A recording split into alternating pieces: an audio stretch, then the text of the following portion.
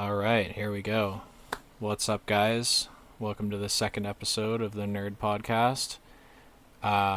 We will be doing today, as you can see from my screen here, a ranking of all of the MCU movies and shows in a tier list.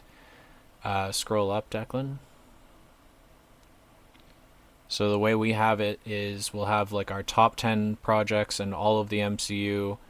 And then we have like our normal tier list of like S, A, B, C, and D. Sure, you know how it works. S is like the best stuff. A is good, B is mid, C is not good, D is tragically bad. And there's only a few things that are gonna go in there, but the way that we're gonna If you do don't this, mind, just because usually the ones that are down here are like bad, I'm gonna put that to F. yeah, true. Okay. Okay. So the way that we're gonna do this, obviously Declan and I are not gonna fully agree on every ranking of everything. So if there's something that we have that we would put a movie or a show in a different tier than the other person, will like compromise it and put it between where our two picks would be. So if Declan wants to put something in S tier, but I think it should go in B tier, it'll go in A tier. If Declan wants to put something in A tier and I want to put it in B tier, then it'll go like top of B or bottom of A, depending on. And we'll talk about each project that we don't fully agree on and kind of come to a consensus together. And then when we get down to Ironheart and Thunderbolts, Yeah. we'll go into depth a little bit more about those and how we felt about it, just because they are recent.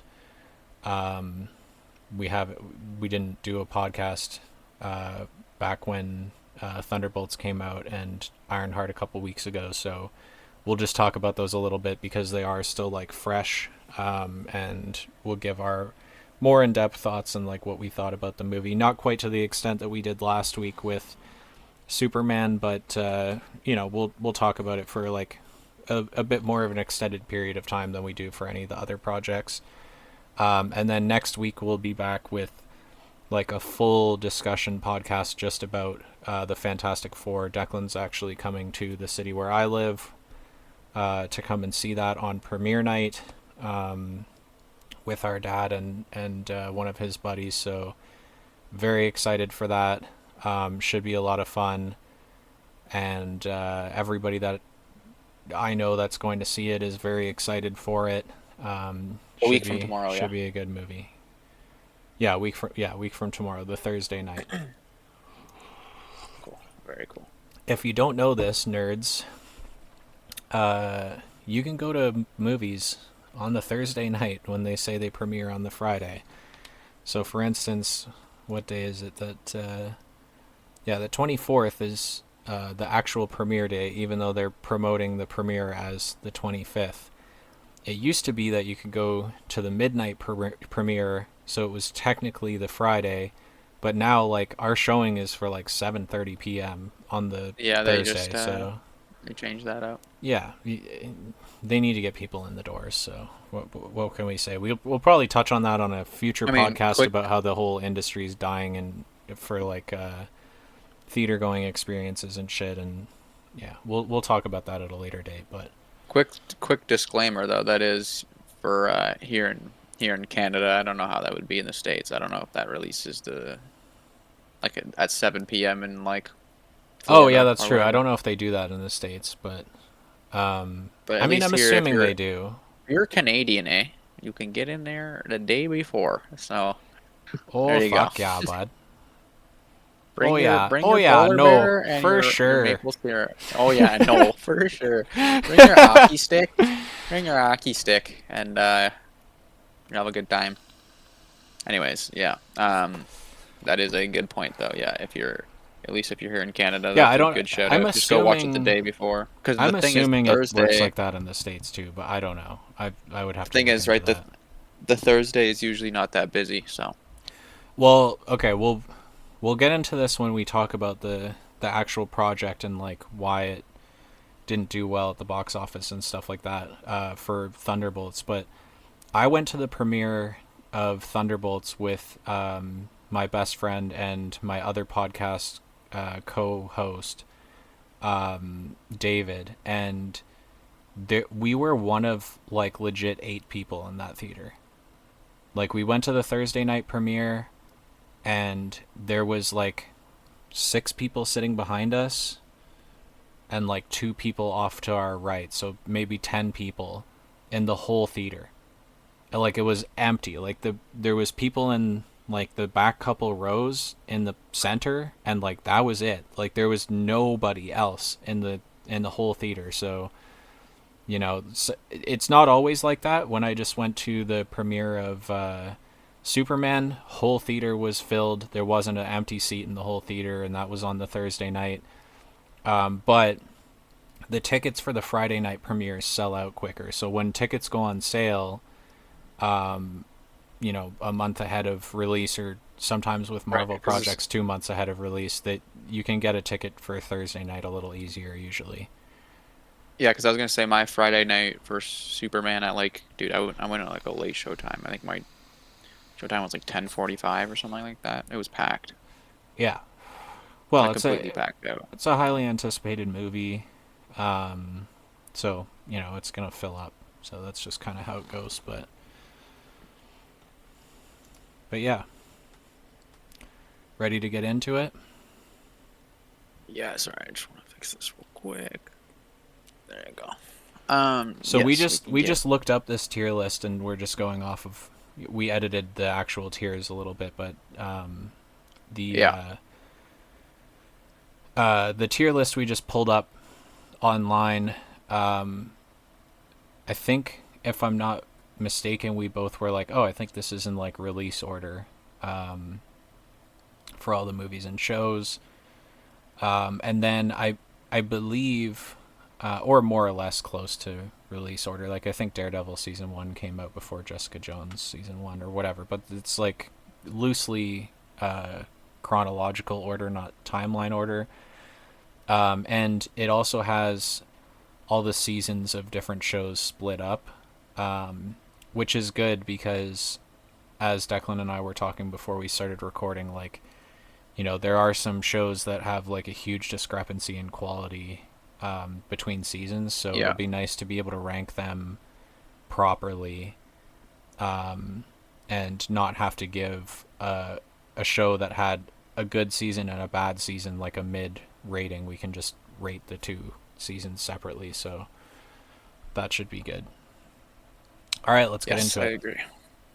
All right, the one that kicked it all off. Well, actually, technically not. It'd be Hulk, but the one that really kicked it all off, Iron Man 1. I That's mean, that's we'll do our top 10 at the end after we've at ranked the end, everything. right? So So we for got now, S. S tier, obviously. Both of us are going to put that in S tier. I actually just watched that the other day again, and like, fuck, that movie still holds up, dude. It's still so So good. good. Um, Incredible Hulk. What do you think? B or C?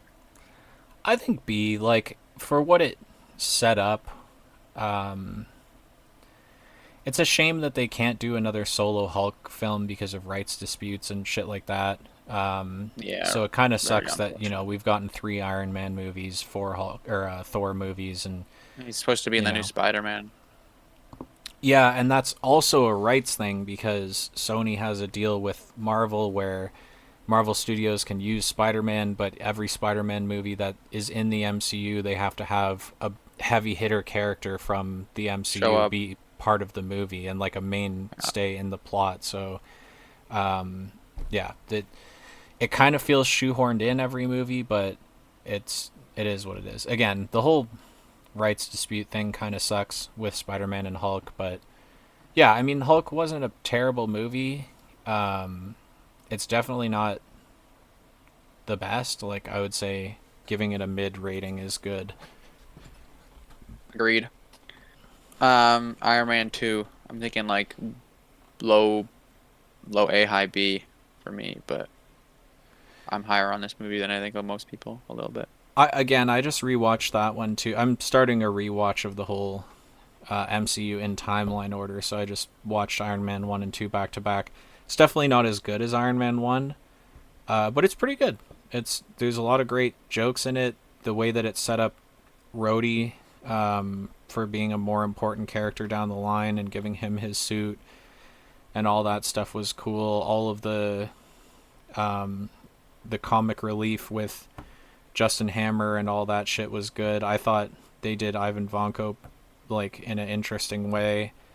Um, Whiplash is a pretty cool character. Yeah, I thought it was good, and it was also cool to set up the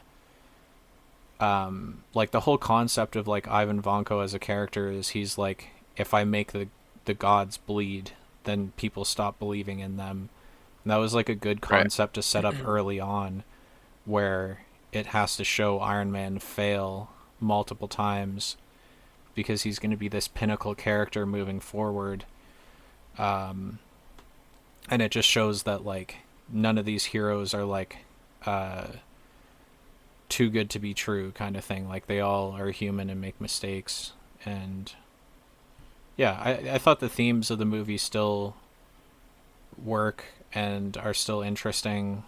I would say low A, high B, depending on what you want to put it in. Just throw it for NB for now. And I'd probably go the same for Thor 1.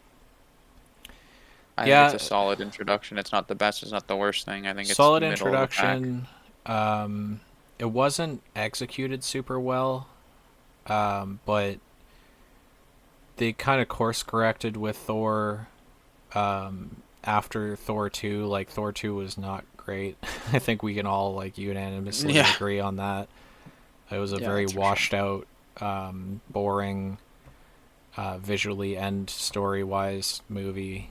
But after that, they kind of course corrected, and then I think they course corrected a little too hard with Thor 4, but we'll get into that later. All Okay. right. So, first Avenger? I think Great I movie. would you go A? I would I go. would go A. Okay, I'm not mad about that. I was gonna go high B maybe, but I Just can go A.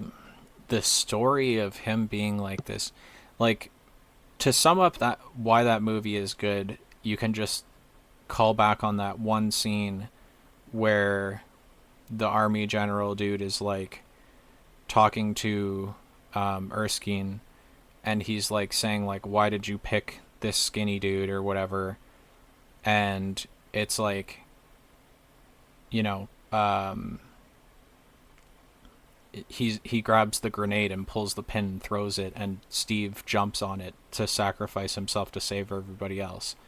And obviously it's a dud grenade or whatever, but then he looks at Erskine and he's like, he's still skinny, you know. But it's like the it just shows how like pure of heart Steve is as a character, Right. and you know, obviously the implications with the super soldier serum and shit is something that continuously comes back, as it does in the comics as well. Um, yeah, I think that was a really good setup film, a really good introduction film. Agreed. I think the thing with that one that I thought was really good was the how it introduced a well, I mean that's for some other ones too, but how it introduced a Infinity Stone so early on too, and was Well, just so that casual wasn't the about it. plan at the time, though. Oh, Um, really? yeah, so in the comics, the Cosmic Cube, which is what they had set up in that film as the Tesseract, um, is a totally different thing from the Infinity Stones. And there's multiple Cosmic Cubes, and they're like a totally different thing. They never were like related to the Infinity Stones. The Tesseract being the Space Stone is actually a retcon, and that's also when they retconned Loki's scepter to be the, which one is his, the Soul Stone or the Mind Yep. Stone? The Mind Stone. Mind. Sorry, mind. Yeah. Yeah, so those were actually a retcon, but it is cool that they were able to think of that later on and do that. They Yeah. were setting up a They were totally just different like drip feeding storyline. it quick. or like Yeah. not quick, but like early on was kind of cool. And as you said, yeah, the super soldier serum stuff's been pretty important throughout, and it's for the most part been handled pretty well. And it just goes to show that he's been like the best. I mean, it's him or Bucky, right, as the best people to have the serum Yeah. as far as like performance and like look at like And the what way that it Steve turned was them able to into, not yeah. exactly Steve was able to not be like a psycho or whatever. So yeah, just goes to show he's a W pick for Captain America, no doubt. All right, Avengers 1. I mean S. Yeah. Yeah, it's pretty good. It doesn't go on my top 10. It's like a little I mean, yeah, we'll dated. get to that, but Like it's just like one liner the movie, and like not in a good way like Deadpool 1 was.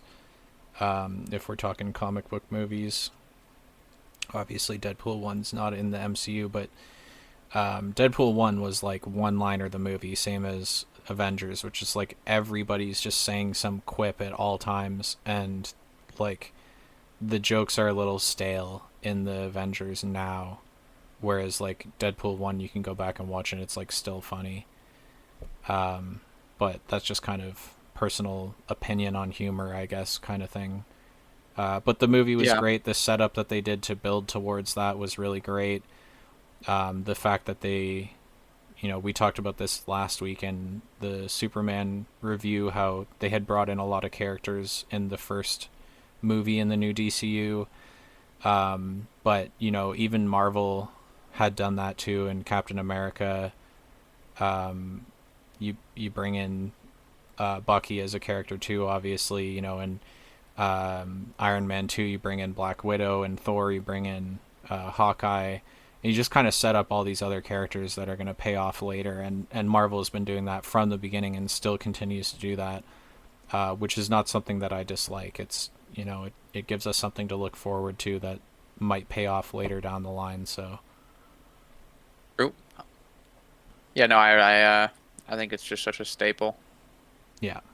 I'm a little less harsh on it. I don't think it's aged as poorly as you think it has, but I see where you're coming from. But I think it's got to be up there. Um, well, talk about a movie that isn't up there. Would you go F? I think that's a bit harsh. I'd go C for Iron Man 3. F is a little harsh. I really don't like this movie. The Christmas Yeah, theme of same. it just felt so shoehorned in and just didn't make sense to the plot. Some movies can do that brilliantly, like Die Hard, where it's like, it's a Christmas movie because it's not a Christmas movie and it just takes place on Christmas Eve. Um, I just didn't, that whole thing didn't do it for me. I got what they were trying to do with the whole Iron Man has panic attacks thing, but I just feel like it was really poorly executed. And then they made the what's it called? Aldrich Killian's character Oh yeah, just the very fake like Mandarin. just goofy and like not well done. And then they screwed up the Mandarin, Yeah, which they didn't course correct until way down the line with Shang-Chi, and like I don't know, just it's just not a good movie. Like it's not unwatchable, which there are things in here that I will openly admit are, as a huge apologist for this franchise, there are things that are like unwatchable in the MCU. 100%. But 100%. this is not one of them. But it's Yeah, I mean, definitely not good either. I'm on the same page. I don't think it's F because I think that's reserved for the shit that is unwatchable. But Yeah, it's as low as it can get before getting to that point. yeah. Um, I mean, here we go. Or would you go C for this? See, I that's hard because like that movie is really bad. Thor: The Dark World is not a good film. It was poorly executed, fully just washed out, gray, It shitty looks looking. terrible. It looks so bad. The everything about it was just not good. But I don't know. Again, they did set up like the ether being the what is it, the Power Stone or whatever the fuck, Reality. the Reality No. Stone. They did set up some shit in that movie that did pay off later. I don't think it quite deserves an F, but it's definitely even lower than Iron Man 3 in C tier. It's like not a good film. I agree. It's like on the border for me, so yeah, I would agree. Um, Winter Soldier's an easy S.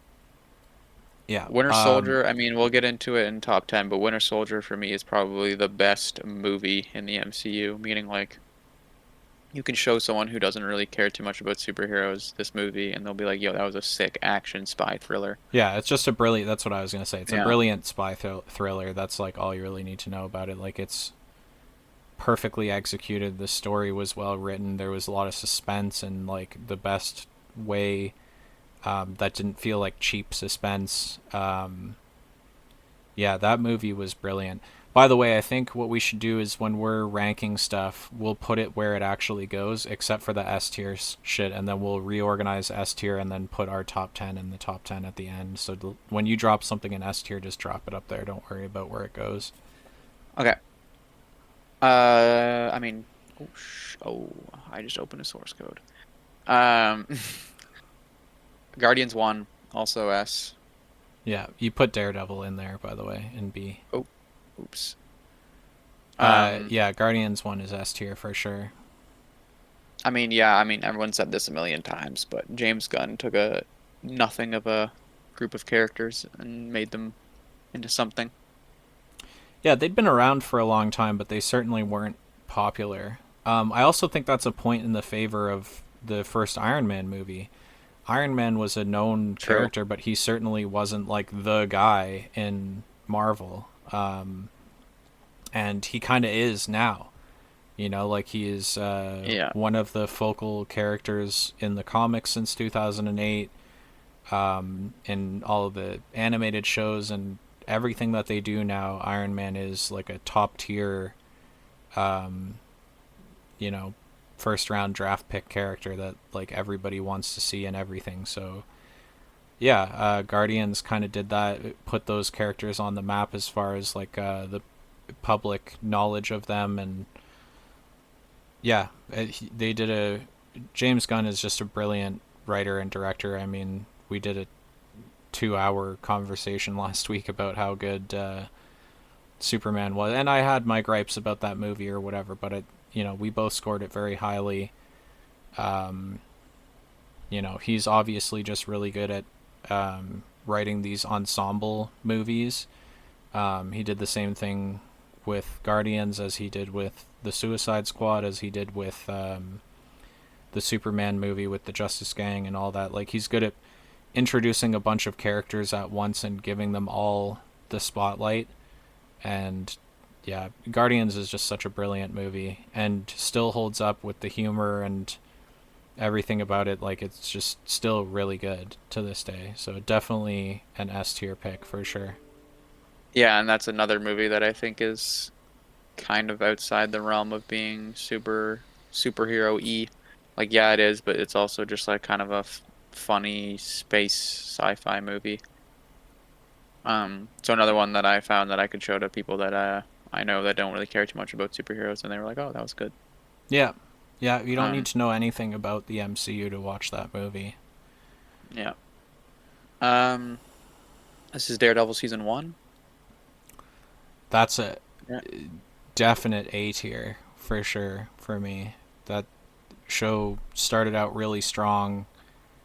Um, at this point in time, it was something that we hadn't gotten in the Marvel universe in a long time, since like back with like Blade, where the movies, it like this show was like hyper violent and was very adult, and we hadn't gotten anything in the MCU for that until this was brought into the fold of the MCU. Originally, this was supposed to be non-canon, and then they canonized it.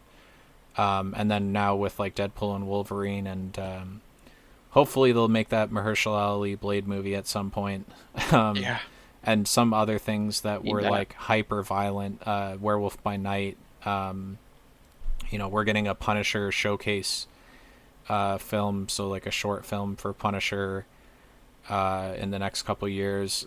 These are all they've now like kind of branched off where there is like the kid friendly Marvel shit and then the adult Marvel shit, and Daredevil kind of paved the way for that. And although it was obviously like a little lower budget than stuff in the MCU, and we saw that with Daredevil Born Again actually had like a really good budget and visually looked a little bit better, but yeah, it was just such an important um, series for the whole MCU going down the line, and it now being canon is something that was hugely important towards them having now they can do stuff like Midnight Suns and like all these other things that Street level um, stuff for yeah, sure. street level stuff as well as like more violent, more adult stuff, and it just kind of opened the door for both of those things. So Agreed. definitely a Yeah. good project. I would put it above First Avenger though. I agree. Age of Ultron is probably the most hated movie in the MCU for no reason. I would go high B. Yeah, I don't have a lot of bad things to say about that movie. I mean, obviously it wasn't the best Avengers movie of the four Avengers movies so far. Yeah. It's obviously the worst one. Hmm. But it's certainly not a bad film. Um, I think what was his name who voiced Ultron? James Spader. Yeah. Uh, Holy. Yeah. Fucking brilliant. Yeah. Supposedly they're bringing him back in Vision Quest, and Ultron is gonna return to the MCU. So I'm very excited for that. Well, that's cool because one of my complaints about the honestly main complaint about the movie was that they killed him off. They should have let him live and like escaped some way. But Well, okay, hold on. Let's take a brief moment here and look at the movies so far. So Iron Man 1, they kill off Ironmonger. Avengers, they bench Loki for like a long period of time, and then in what is it in Thor 2, he gets killed off for the first time. He gets killed off multiple times. Uh, yeah. Fucking uh, Guardians, they kill Ronan. Captain America, they kill Red Skull. Um, Or bench him for yeah, a decade. well he died, like he was like teleported as like this to become this like ethereal being that's like Oh, can't true. leave Vormir, like he's essentially dead. They like cameoed him again later. um you know Iron Man 2, they kill Vanko. uh you know Hulk, they benched Abomination for fucking 15 years. Iron Man 3, they kill Killian. Thor: The Dark World, they killed the Dark Elves. Like, this is a problem in the MCU of just like killing off villains. This has like been a problem from the very start, and it has not yet ceased to continue. They continuously just set up these cool villains and then just kill them off like over and over and over again. So yeah, that's one of my gripes with the MCU in general is that like it's really not how the comics play out. And even when they do kill people off in the comics, there's a lot of like resurrection stuff and timeline bullshit and whatever that brings characters back. And they just seem uninterested in doing that in the MCU. I guess they just have such a huge roster of villains to pull from that they just keep killing off villains. I think that would work if they would also kill off heroes at the same or even 50% of the rate. Like if there were heroes dying every now and again and people were like taking up their mantle. Cough, cough. Ant-Man and Ant-Man 3. Yeah, Ant-Man should have died in Quantumania. We'll get to that. But But yeah. we'll get to that. Speaking of Ant-Man 1, I mean, yeah, not much more to say on Age of Ultron. I just think it's overhated and it's probably yeah, like a high B, low A. I think it's like yeah. actually has some really good moments, like especially action moments. Yeah. It has some of the best action sequences we see with the Avengers of any movie. Like, It also sets up Scarlet Witch. It's a shame that they had to like contractually kill off Quicksilver. right, But being able to use Scarlet Witch going forward is obviously incredibly important to the overarching story. I think she's going to be a really big part of Doomsday and Secret Wars if they're going based off of the comics. Just like a lot of good setup in that movie. Ultron was the perfect hero for that point in the story. That just kind of highlights the hubris of Tony Stark and why he's like a somewhat dangerous person to be in the position of power that he's in, because he doesn't think things all the way through. He just goes with his gut instinct on his, these brilliant ideas that he has, but he doesn't think about how they're going to play out. And obviously that comes into question again multiple times throughout the series. And it was definitely an overhated movie. It fell a little bit short in a lot of ways. Some of that had to do with like contractual issues, like with them calling the mutants enhanced and like shit like that. right. There was like contract issues and stuff because of at the time Marvel did not own Fox, or rather Disney didn't own either of them. But yeah, I certainly would be hard pressed to call that a bad film. Yeah, agreed. All right. Easy Ant-Man S 1, tier. S. Yeah. Yeah, easy S tier. Edgar Wright is Just a really fucking funny. well. Edgar Wright, who wrote and directed that movie, is one of the most brilliant writers and directors of our time. Certainly one of the best alive today. Scott Pilgrim versus the World, Baby Driver. A lot of the work that he's done is just like 10 out of 10 top tier films. If you like that kind of brand of humor and his cinematography and stuff like that, like Ant-Man 1 is just such a treat to have somebody like that behind in the MCU, especially relatively early on as well. It's a shame that Yeah. they kind of shot themselves in the foot with telling him what he had to do moving forward, and he parted ways with Marvel over creative differences. And it showed in the later Ant-Man movies. Like, they're not nearly as good. They're not bad movies, but they're not S tier. You know what I mean? So yeah, that's an easy S tier. I love Edgar Wright. I love everything that he does. Shaun of the Dead is still one of my favorite movies of all time. I just rewatched World's End the other day. Still a great movie. Hot Fuzz, still a great movie.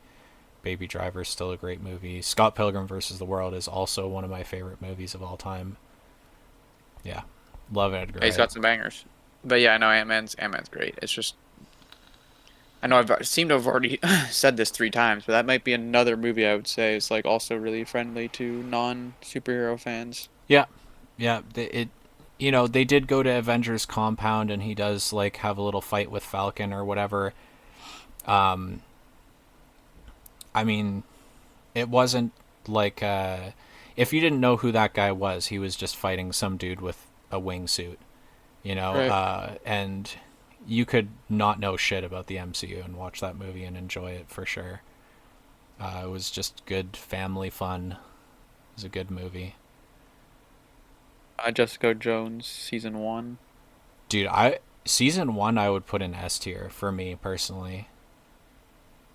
I'm fine with that. Like, It'd probably be low Kilgrave S, was but such a fucking cool character. And they just handled that whole storyline so well, and the like dramatic irony and like suspense in that show is so fucking good. Like, she's great as the character, Christian Ritter or whatever her name is. Um, yeah, phenomenal. Great show. Great opening season too, and the later seasons of her show weren't as good, but they're still good. Um, yeah, no, she was brilliant in that. Obviously, what's his name who plays Kilgrave? Um, Can't believe I'm blanking on bro's name right now. Anyways, he's Also brilliant. can't think of it, but Former Doctor Who. I mean, he was a pretty big name to pull for a show like that. Um, yeah, he was awesome. agreed. Anyways, This is Daredevil season 2. I think this is the weakest of the three. I agree. Netflix. I So agree. do you want to go high B or is it still a low A for you? High B is fair. High B is fair. Actually, I might even put it just below Age of Ultron for right Yeah, now. I agree with that. Um, Not much to say besides like it was like shot still very similar and like the action was still as just as good, but it was the plot in this season was just a little weaker. Um, that's about it really. That was the one where they set up Punisher, though, right? Yeah, but he was only in it for like a little bit, and then it was like mainly about like the mask or whatever the fuck it was. See, that's why I would give it like a high B, is because like Punisher was phenomenal in that. The Yeah, setup for that was 100%. great. Yeah, but he was underutilized in it. The story was a little boring at times throughout that season. Yeah, but not bad by any means. No, for sure. Um, this next one you're definitely a lot lower on than most people, and I'm most people, so we might have to compromise here. Because where would you put Civil War? You'd put it what, A? I'd put it like low A. It's okay for me. It's just like the comic Civil War was so fucking cool, and they even got Spider-Man into the fold for this movie, and Tony gives him this new suit, and instead of giving him like the Civil War suit, which was really fucking cool, and like they even had the last player they needed in the to like get that story to be what it was in the comics, and they just didn't get there. And then also it just like there's way too little people involved in it,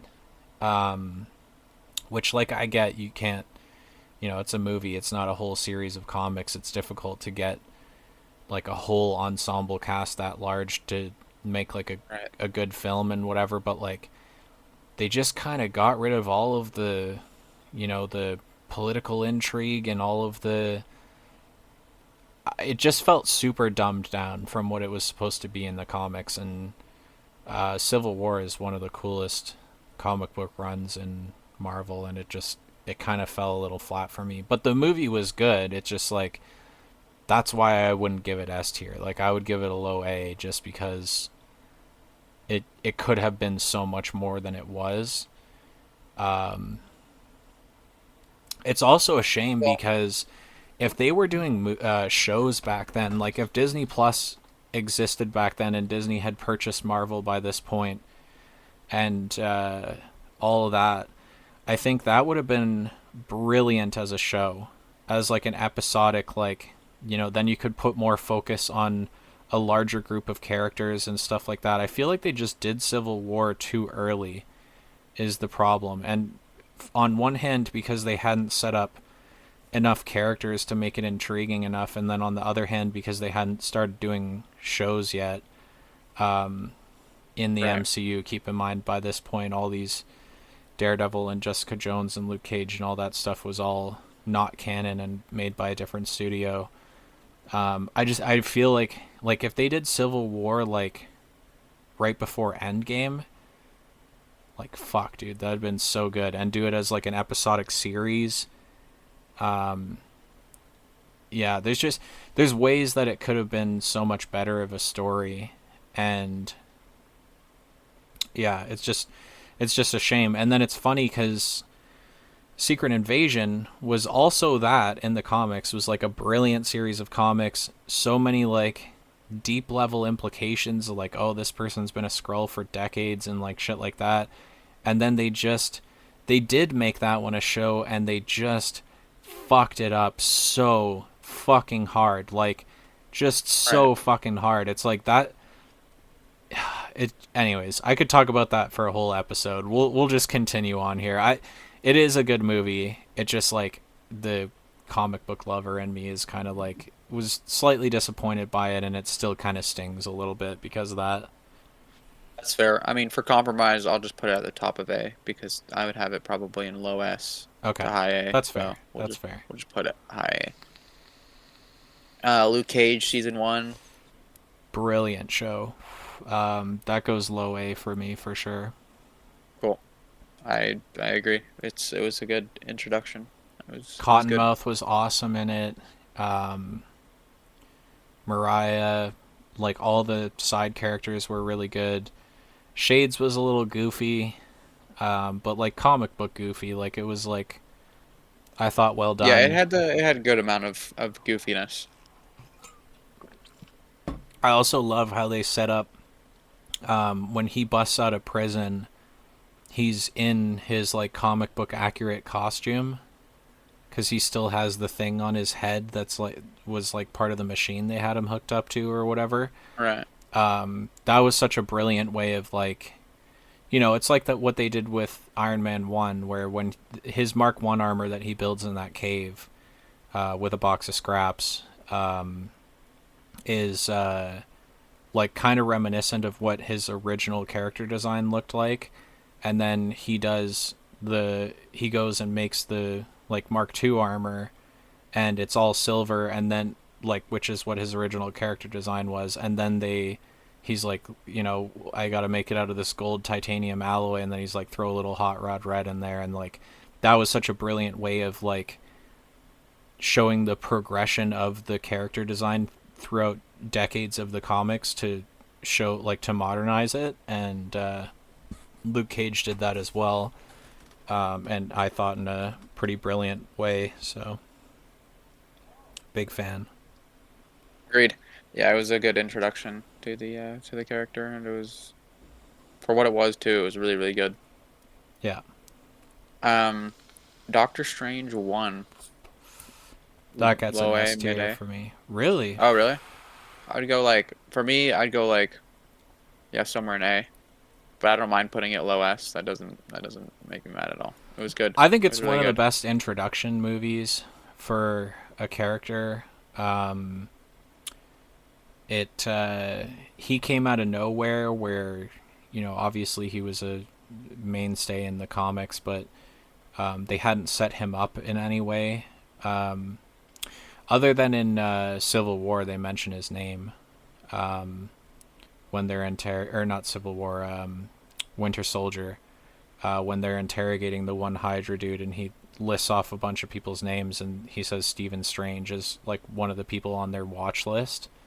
Um, Interesting implication that their AI is able to like realize that he's going to be really important down the line. It's like a cool way of like telling us that he's alive out there somewhere, but they Right. didn't do any other setup for him. He just kind of came to be, and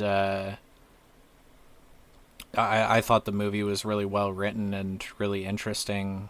And it gave us this whole other side of the MCU where everything up till this point had been all science based, and now we have this like eldritch magic, which is, you know, still in a way scientific. Like they explain that they're just pulling energy from another dimension and whatever, but you know, it did give us this sort of mystic side to the MCU that, other than with Wanda's powers, we hadn't really seen anything like that so far. And you know, we'd gotten the sort of cosmic side of things introduced with the Guardians film, um, and this gave us like a whole other area to explore in the Marvel Cinematic Universe. So I thought it was brilliant for a lot of different reasons. I know. I mean, I also really liked the fuck, what was his name? The villain. Caecilius. Partially, yeah. He was super underappreciated, and Dormammu was cool, and like obviously that scene where he's like, "I've come to bargain" is awesome, and he just keeps Oh, going so back. cool. There's Yeah. also some great jokes in that film too. You know, Strange has a very like similar brand of humor to Tony, but a little bit more dry. and it's set up when they meet down the line in Infinity War, them having that back and forth, what felt like very real, because we know that their characters kind of have that same sort of like, um, I'm better than you kind of humor to them, sort of thing. And yeah, I don't know. There's so many good moments, like when Caecilius meets Strange and he says it's like the interesting clothes or whatever, and he's like, it's Armani, and he's like, uh well, Mr. Armani or whatever, he's like, it's Doctor, and then uh he's like Dr. Armani, and then he's like Strange, and he's like, not no more strange than any other name, or like whatever. Like that was good. Like there was a lot of good humor in that movie. And him asking Wong if he has like a if he's just like one name kind of dude. And like there's like he's like, like Madonna, like, or whatever, like Right. there's so many good like humorous moments in that movie. It also does like pull at your heartstrings and shit too, to watch this guy's whole life fall apart and he has nothing. And he's gone from having everything he could ever want in his life to being but being a bad not a bad person, but like not a good person, and then becoming this good person through losing everything. And um I, it was just a great movie, well written. I enjoyed it a lot. I agree. It was probably, yeah, it's one of the better origins for sure as far as individual characters go. And yeah, it was a good mix of action and comedy and everything. It was a great overall movie. Um, Iron Fist. Where are you thinking? I think season 1 goes bottom of C, and then season 2 has Okay, got to get an F. Like it just they just do didn't that quick. court yeah, they didn't. We don't need to say anything more than like season 1 was boring and not good, and then season 2 they did not like course correct and like make the show better. It just like was more boring and more shitty. So, So yay. there's a reason why this character has been left in the dust, and why, they brought back Daredevil. They're bringing back Jessica Jones for season 2 of that. They even, in the background of Daredevil Born Again, they had a sign for Luke Cage's club that he acquires at the end of his show. And um, they're obviously, Punisher has been brought back. They've brought back everybody from the fold from those the Defenders era Netflix shows. And they've just not even mentioned Iron Fist, and I think there's obviously a reason for that. He was really poorly received.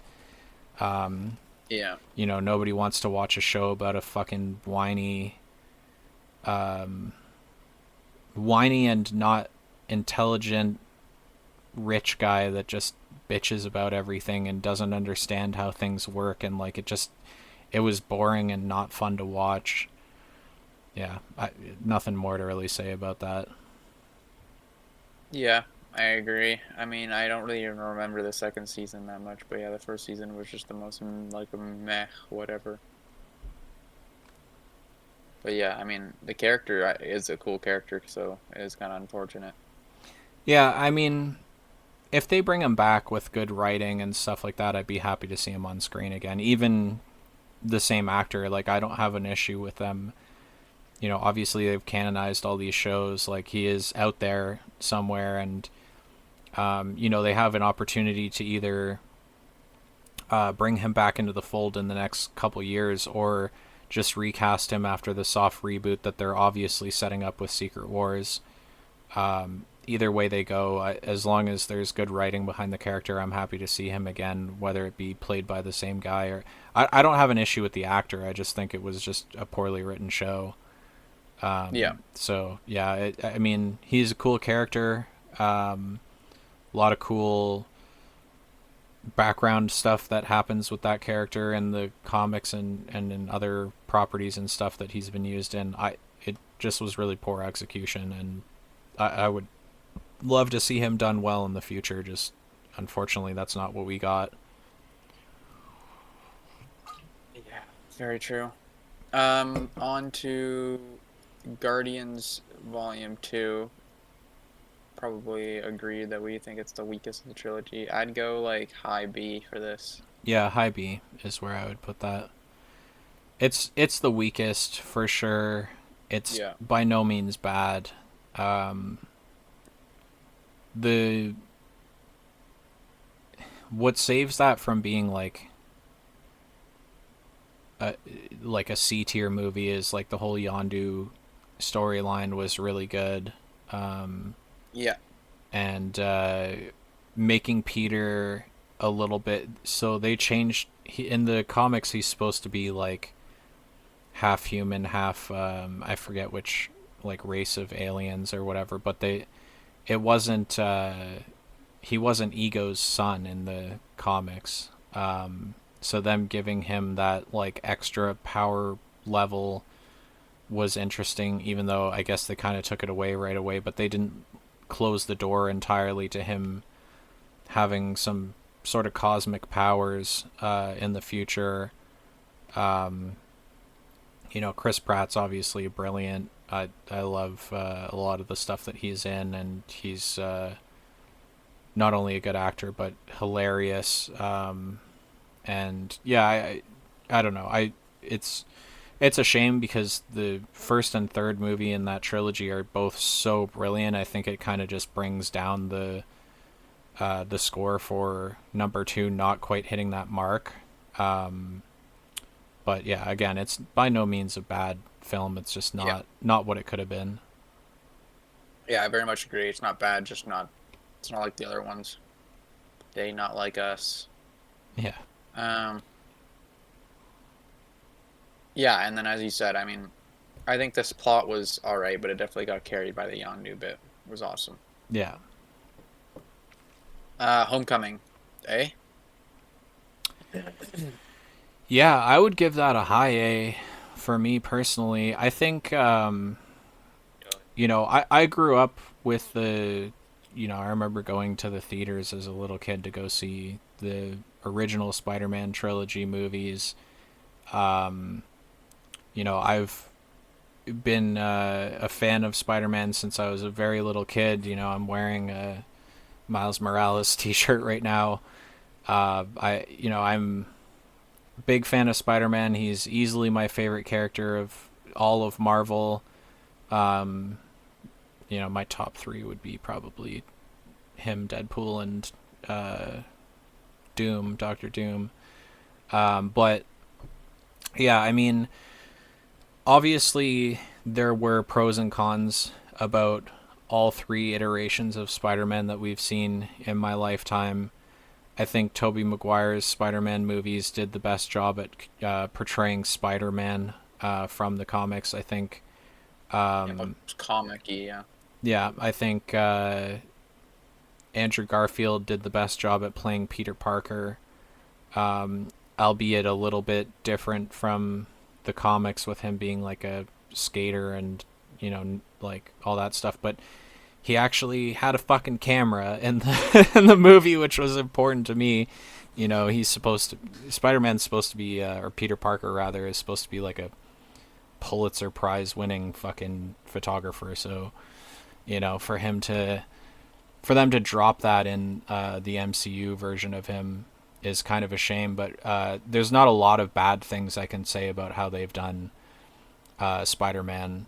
First of all, they got somebody who was at least he was a few years older than he should have been. I think Tom Holland and I are actually like a few months apart in age. No. Yeah, yeah, he's. Cap.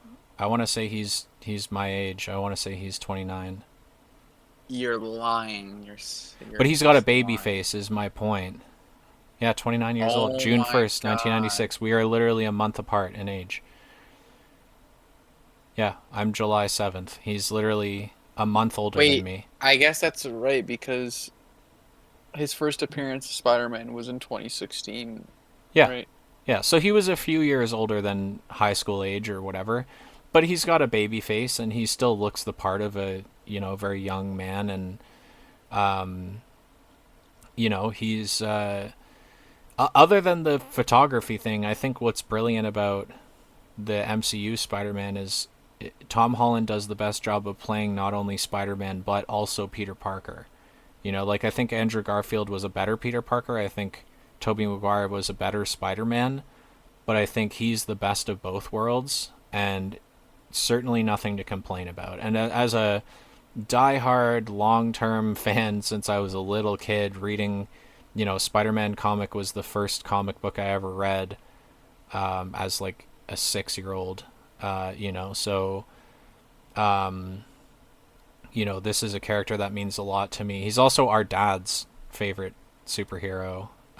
So, grew up with that influence from my dad, and he's been important to me throughout my whole life. I have, just behind me on my shelf, you can probably see that right there is a Green Goblin Lego figure, and I'm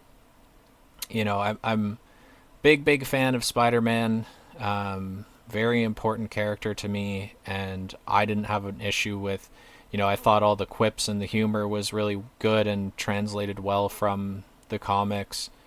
Um, yeah, I really liked him.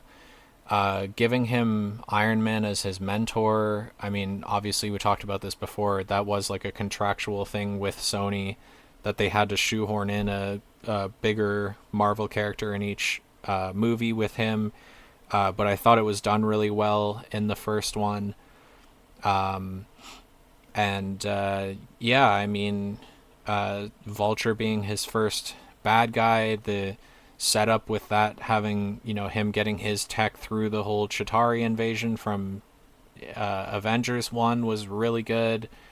Um, yeah, I mean, my only really big complaint about that movie is the whole 8 years later thing at the beginning of the film, which would have actually been like 4 years later, I believe.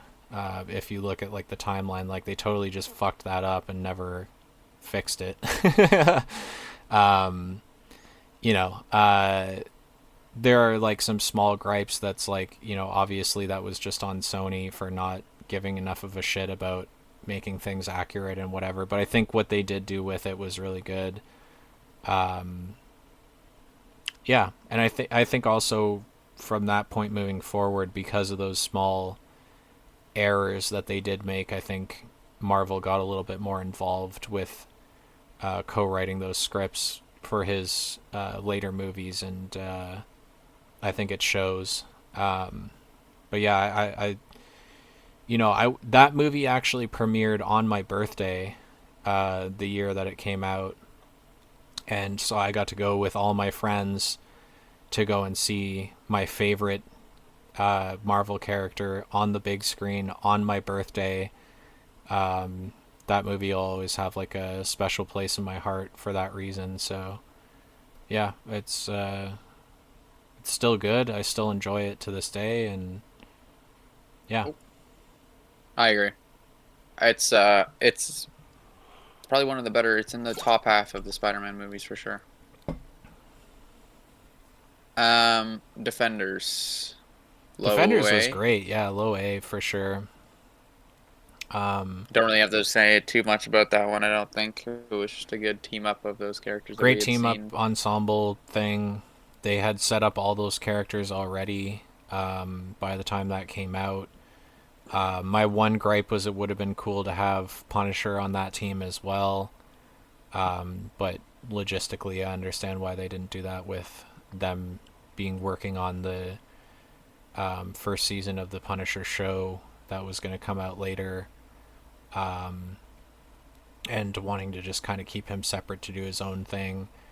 But yeah, it was good. It tied together, um, you know, Iron Fist and Daredevil have both been going after the Hand the whole time and don't realize that they're fighting the same war. And Jessica Jones and Luke Cage have both been looped into that multiple times by the other two characters. And um, yeah, I just thought it was a great setup and knock 'em down kind of film, or show, I should say. Yeah. And yeah, no, it was good, well executed, a lot of great moments. The fact that we got to see kind of what we saw in the first Avengers movie, where Thor fights Iron Man, them not knowing each other yet, and everybody kind of has their little fight scenes against each other. I thought was really well done with the Defenders. Where Luke Cage and Iron Fist fight when they meet, and all these kind of characters are not super aware of one another, but they all do have some sort of connection to each other. And yeah, I thought it was really well done. Agreed. We should probably pick up the pace a little bit. Sorry to Yeah, what are we at say now? that. We're at exactly an hour of recording right now. Yeah, and look, we're like halfway through. We want to spend a little more time on these last two. So, Fair enough. anywho's, Okay. yeah. This one is my hot take. I'm a little lower on Ragnarok. Like Ragnarok for me would be like high B, low A. I'd give it a I know. low A. I think that movie was really good, but it did have its problems. It also kind of squandered the World War Hulk slash Planet Hulk storyline in the comics that they kind of just touched on with him being in the gladiator arena on Sakaar and all that shit. And then moving forward to She-Hulk way down the line, they kind of just shoehorned him into that show just to be like, oh look, when all that shit happened to me on Sakaar, that's like one of the coolest fucking storylines for the Hulk in the comics. It's like we're Right. just gonna like all of that happened off screen, and we're just gonna introduce my son, and like that's a huge shame. And like, again, I think obviously again this just goes to like rights disputes with, I believe Paramount owns the rights to the Hulk solo movies, and that's why we'll only ever see him in other characters' films until those disputes are rectified. Yeah, just the I'm okay with putting it in low A, just because although I do think it was a brilliant movie, it did fuck up them being able to use Hulk properly in easily one of his coolest storylines in the comics. Um, Yeah, and I also just think it started, even though Ragnarok itself is funny, it started a bad trend for Marvel of trying to make everything funny, yeah, and I do blame it on that movie. Um, so that's why for me it Taika loses some points. Waititi is great as a writer and director for a lot of stuff that's supposed to be goofy. I don't know if you saw Free Guy, Yeah, but that movie is brilliant for that. And I think Ragnarok was as well. But Ragnarok kind of opened the doors for them to just do a shit ton of improv and like just not take the movie seriously by the time they got to Thor 4. And that movie, it showed in that movie. Like Thor 4 was not a great film. I think it yeah, got a little bit overhated. But I think some of the hate was a little bit deserved, that it just felt like over the top, like trying to be funny, and like it didn't need to be that way. So yeah, I agree that it kind of opened the door for some things that were not shit that we need in the MCU. Movies like Ant-Man do the humor brilliantly. Um, Movies like Spider-Man: Homecoming do the humor brilliantly. We didn't need like a comedy in the MCU with and for what it's worth, with some of the most powerful characters that have been introduced to date, right. being Thor and Hulk Hella. and Hela and some of these other characters that are just super super high power level characters. It's like this wasn't the movie that needed to be goofy. The reason why Ant-Man and Spider-Man work so well as humorous films is because Ant-Man is not high power level. Spider-Man is definitely higher than Ant-Man for power level, but like he's not like this. He's not a god. You know what I mean? He's not a unkillable rage machine like the Hulk. So it's like, I don't know. It's just a shame that that's the direction they took with it. It's still a great movie and it is funny, but I agree it just kind of set up them making other movies down the line that didn't need to follow that course. Agreed. Yeah, no, I completely agree. It just set a bad trend. Um, Punisher season one, somewhere in B. I give Punisher season 1 A tier any day, bro. Okay, I'm fine I with would that. put it above the Defender. Yeah, right between Luke Cage and the Yeah. Defenders. The whole scene with him like getting captured on purpose and getting tortured, and then he fucking kills all those guys. Like that that show is so good in the first season and is just so brutal and like fuck, man. I gotta rewatch that because it's been a while since I've rewatched the Punisher show. But yeah, John Bernthal kills it in that role. He's great. Easiest S of my life. Black Panther. Yeah, S tier all day. You know, some people that don't like that movie. That's crazy, bro. Killmonger is such a brilliantly written villain. Again, a shame that they killed him off right away. Touching back on that point, same with Ragnarok killing off Hela and End Surtur in the same fucking movie. Yeah. And, they just have this bad habit of killing off these villains that would, otherwise be brilliant to. It's fine to bench them for a long time and bring them back later, but to kill some of these characters off is just such a shame. And to only get like a cameo of him in Black Panther Wakanda Forever is just like such a shame, dude. Like Michael Basketball Jordan fucking nailed it in that fucking movie. Um, you know. Are you laughing at me calling him that? Go basketball, Jordan. Michael B. I didn't Jordan. never heard. I know that's awesome. Yeah, I get that.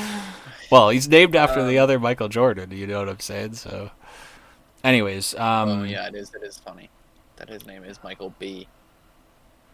yeah, Jordan. anyways, yeah, he's brilliant in that. The Yeah. fucking No, I mean character is so Killmonger is well great. written. Some of the most hard-hitting like villain to hero scenes in any movie in the MCU.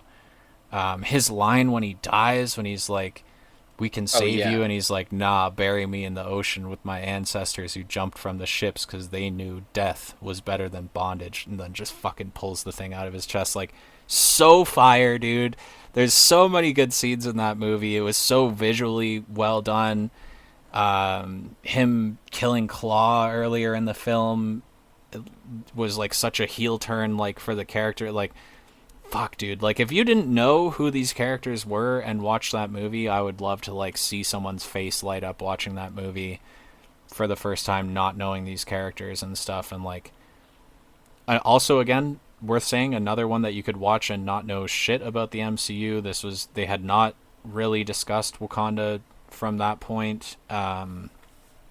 They obviously we saw Black Panther in Civil War, but like they hadn't really gone into the depths of how important Wakanda is in the story at that point, and you could watch Yeah. that movie and really not know shit, and just all you'd have to be told is like, hey, they introduced him in Civil War, his dad died, he's now king.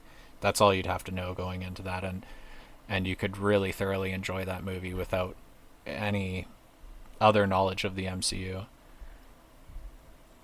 Yeah. No, that's a top notch movie. Good villain. Good action. Good characters. Good Rest in peace, world. Chadwick Boseman, man. Yeah. Jessica Jones season two. Would you go low A? Yeah, low A, high B. Um, it just was a bit of a step down from season one, but was still brilliant. Like, I'd go low A. Um, You think there is? All right. yeah, yeah. It wasn't what the first season was, and it was still good. It just wasn't. It's hard to like capture lightning in a bottle twice, and they came out swinging so hard with the first season of that show that it just was hard to recapture that. It's the same with Daredevil season 1 and 2, you know. It was like hard to Yeah. recapture the magic of the first time you got to see this character on screen and show their character development and progression and all that stuff. So Uh, Infinity War, easy S. Luke Cage season 2, like B. I go like mid B. That was better than, yeah, I'd put it there. It was better than Iron Man 2. It wasn't quite as good as Daredevil 1. Yeah, not much to say, just another like step down, but it was Or still alright. sorry, Daredevil 2, I meant. Um, Ant-Man and the Wasp is one I'm really low on. I would put like somewhere in C I personally. think it's like super overhated.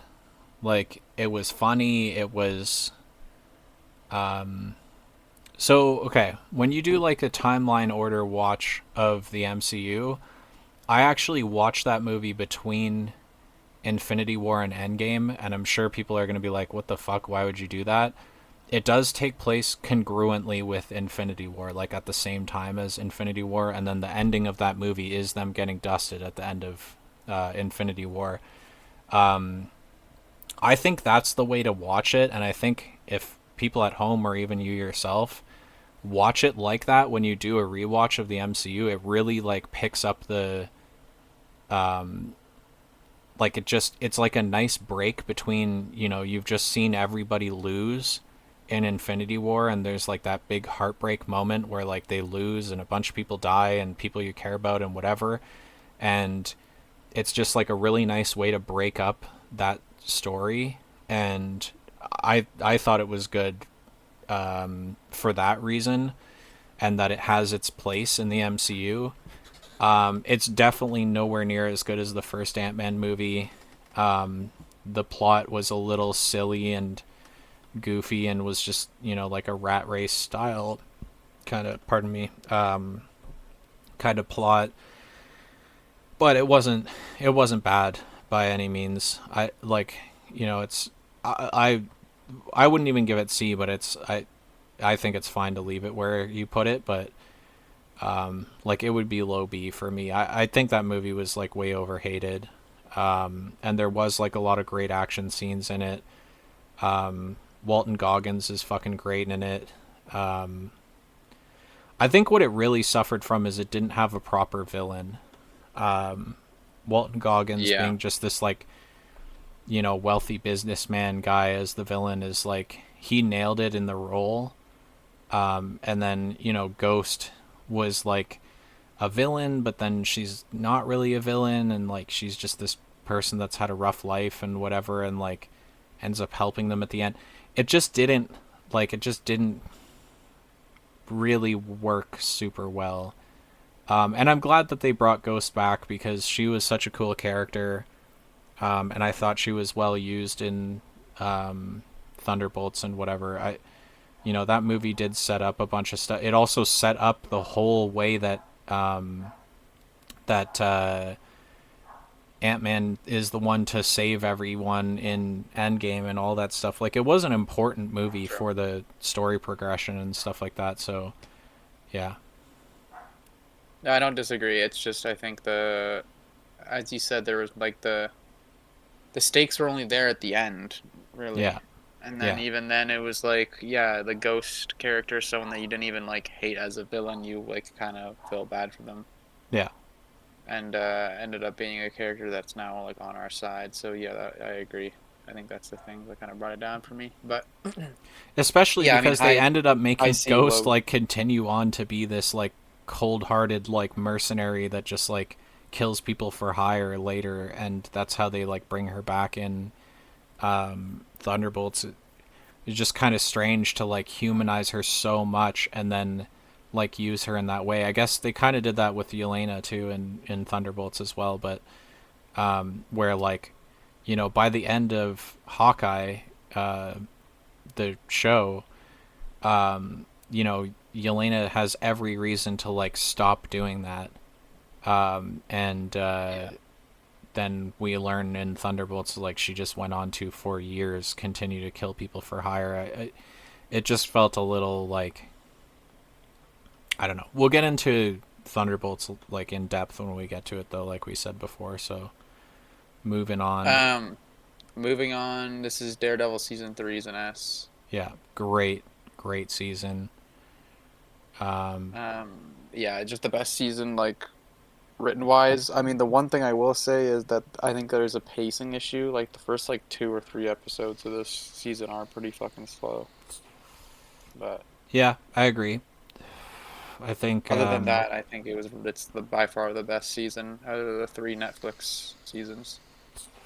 yeah, I agree. The whole storyline with his mom being like that nun or whatever, and him struggling with that, especially like how much that means to the character with his, relationship with Catholicism and or Christian. He's Catholic. He's Catholic, right? I don't know. Anyways, Yeah, Christianity, yeah, and all that stuff. We were raised Catholic. I don't really like. I don't go to church anymore or anything like that. Not really a part of my life anymore. But being raised Catholic and going to church every Sunday and stuff like that, like, there's definitely something that you like feel connected to the character with through that. He's also Irish, and we're Irish. If you couldn't tell by our names, Ryan and Declan, we're Irish. yeah. So him being like an Irish Catholic character, you have that sort of connection forged with him right away if you're Irish Catholic, and just his whole struggle with his faith, but him being this person who goes and beats the shit out of people in the middle of the night dressed as the devil, is like a great theme of his character. And they handled it really well throughout the course of the show. I think it really culminated in that third season. And And the lawyer is being the lawyer side too. Obviously, it's like the yeah, mix of everything. It was just yeah, it was really good in the third season, and then Kingpin in the third season's obviously really good, and then you get yeah. Bullseye too. So Oh, Bullseye's so fucking awesome, dude. yeah, I was there so you go. happy they brought him back for Born Again. So Yeah. good. Um. So we got um. Sorry, Punisher season 2. I would Not go like quite what, as good as low season B. one, but yeah, it was, Wait, yeah, mid B. like that. Yeah, yeah, that's where I'd slot it. Again, it was good. It was fun. It didn't hit as hard as the first season. The whole what's the villain's name, Jigsaw. There was a lot of great moments with that, but there was also a lot that just fell super flat. And the whole thing with the FBI chick not realizing that he's the villain, and it just was like a little silly at times and like not a good way. Um, yeah, not a bad show, not a great show. It gets a mid, uh, right in the dead center kind of layout for me. I think. Yeah, no, I mean I'm on board with that. That's it's a fair assessment. Um, Captain Marvel 1. I mean, you're higher than me on this, so I mean, I'd go like like highest B, Again, I pretty low. just watching the MCU timeline order and stuff again. Um, like the person I'm watching it with that's not seen most of these movies, if not all of these movies, was like, wow, this movie was really good. I found myself like glued to the screen. If you know about the Skrulls from the comics, it was like a little jarring them being like not the bad guys, but it was really cool how they set them up to be the bad guys and then not. It just like if you have a good background knowledge of the comics or even had just seen the first Guardians movie or whatever, that the Kree are the worst of the bad guys as far as like the cosmic side of things go.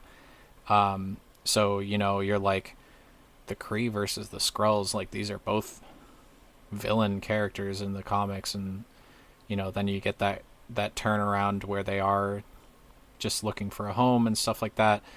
I thought it was great. I thought the setup for like future uses of the Skrulls and all those characters was good. It's a shame that they fucked up Secret Invasion, part of me, so badly, because Yeah, that was I think it was just hard to unbelievable. come back from them setting up these characters as good guys, and then it's like, oh, they're trying to take over Earth. Like that just made no sense. I think they should have just left Yeah. the Secret Invasion thing alone. After that decision, I agree. Yeah. Yeah. But then they course corrected with that with the Marvels, which I also think was like a way overhated movie.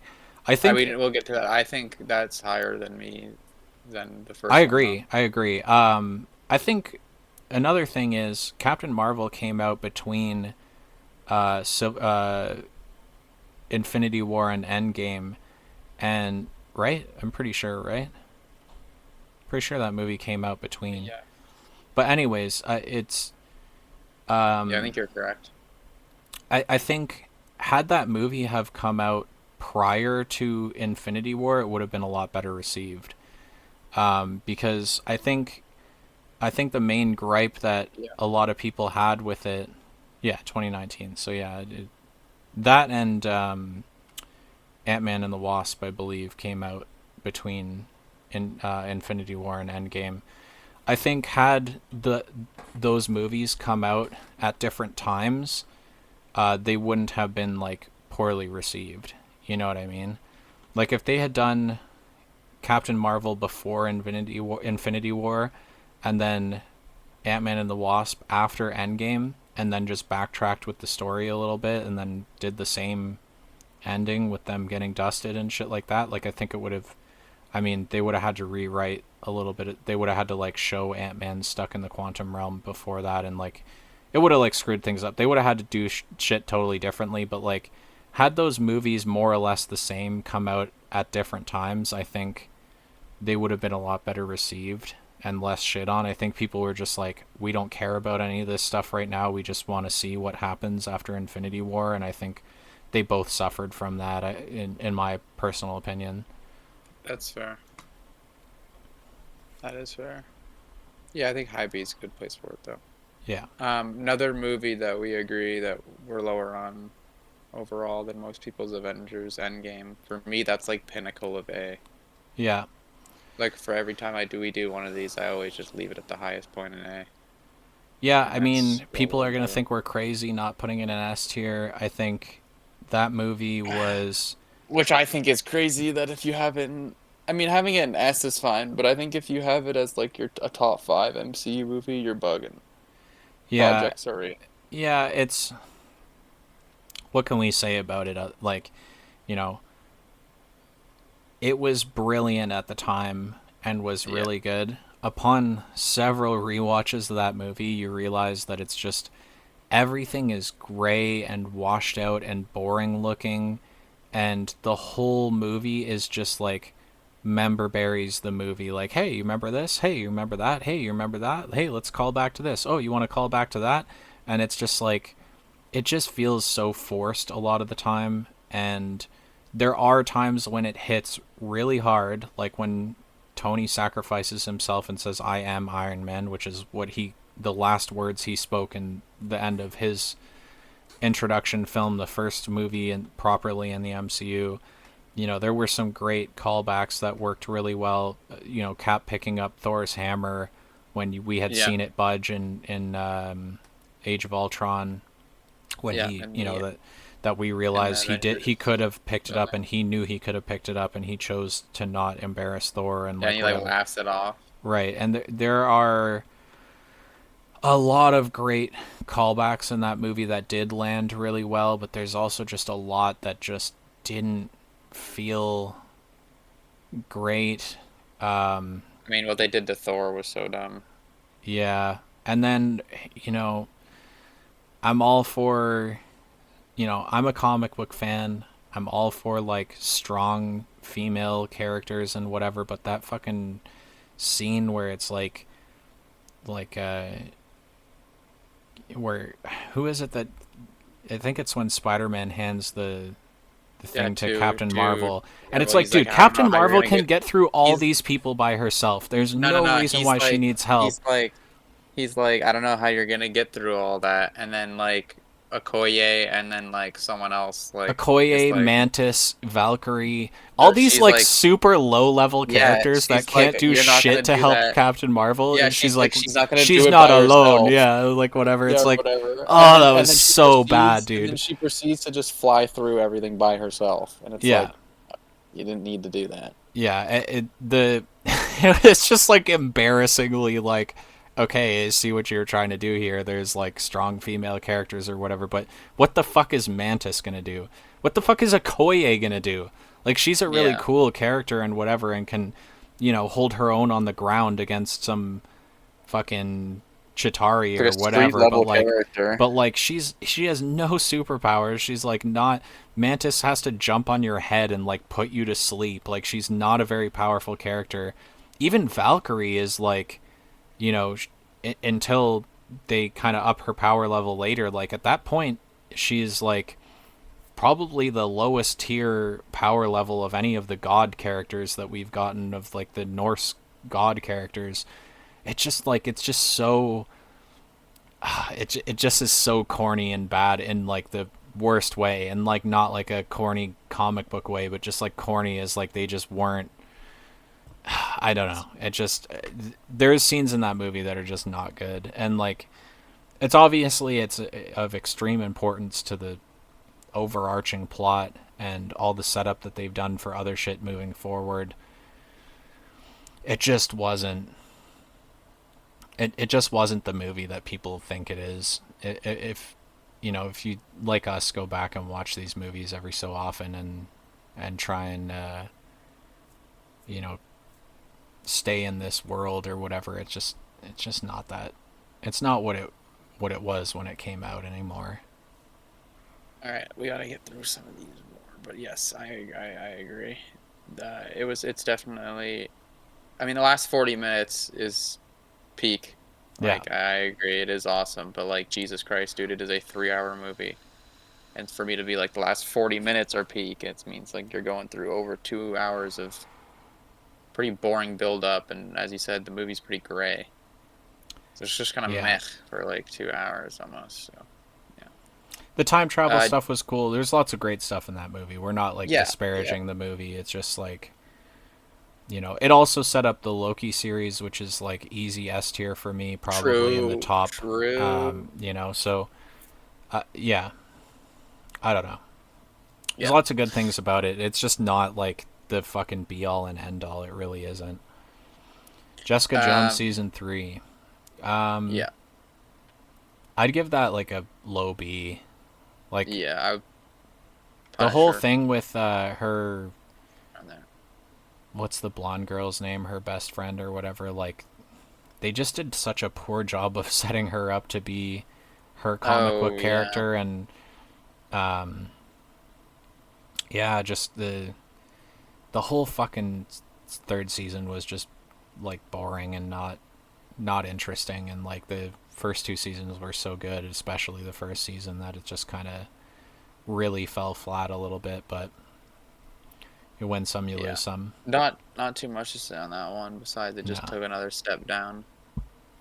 Yeah. Um, Far From Home, not my favorite, but also not terrible. It does have my favorite Spider-Man scene, potentially in any movie ever. So What would that be? the like hallway scene at the end of this movie, Oh yeah, so good. where he I like thought they fully just did he like fully does his Mysterio instincts. so well.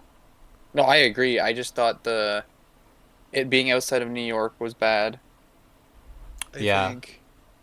taking Um, Spider-Man on the road was like, it was a little yeah, early for his character for that, especially after he had just turned down being an Avenger right, exactly. in Endgame, and it's like, well, is he the fucking friendly neighborhood Spider-Man or not? It's like, why is he in fucking Europe being Spider-Man? And the whole thing of them giving him different costumes so people don't know it's him, and like all that shit, it just didn't work for me. I Which is another my problem is like the suits in this movie were pretty bad. And then again, I'll say it a million fucking times, they brilliantly set up and executed Mysterio in this movie, like brilliantly, and then they fucking kill him dead, and there's no Yep. coming back. Like he's just dead, and like it's just such a fucking shame, dude. But I think the Mysterio plot really carried that movie.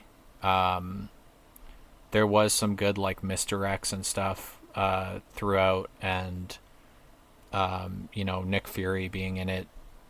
Not really Nick Fury, as we find out at But the not end of the really. movie. Yeah. But Sam Jackson's performance was great, and everybody was really good in it. I think that one's a Yeah, for me it's somewhat like high mid B B. here. Yeah, like Mid high B. I don't know, like like here, would you say? I think it's probably better than Guardians 2. yeah, yeah. I would put Or it like there. right there. WandaVision. Easy S tier. Okay, I don't disagree. Um, There's all I'll say about that just show because of is how that unique it is and like it the was way that it so came out unique. It during was so COVID. important. I was working at a factory at the time when that show was airing. It was during like the second wave of COVID or whatever. People weren't able to go out to movie theaters and shit like that. So to do it in a show format, I also felt like it was that and Loki are the most like episodic feeling shows that you can't really have just been like, why didn't they just make this a movie? It felt good as a show. It was extremely True. episodic. The all of it was such a brilliant love letter to television in general, with going through the decades, modeling each episode after an amalgamation of all of the different sitcoms of each era, and the story was so good. Bringing Agatha Harkness into the fold was awesome, because this is the first time that we got proper like magic in the MCU. As I explained before, Doctor Strange, there's kind of like a scientific element to their magic, and like Agatha's just straight up doing like witchcraft. You know what I mean? And just a brilliant series. But when I was working at that factory at the time, like I had, people knew I was a Marvel fan and stuff like that. It's something I talk about here and there and whatever. And people were like coming up to me and being like, yo, like, what's going to happen next episode? Like, what are your predictions and stuff? People that didn't give a fuck about the MCU, like people that didn't even watch like Infinity War and Endgame and shit, were like coming up to me and being like, yo, this show is brilliant. Like, what do you think's going to happen next? And it's like, I'd be like, well, I don't even, it's hard to predict because they're doing so Mephisto. much with it. Yeah, I kept being like, I think Mephisto is behind it.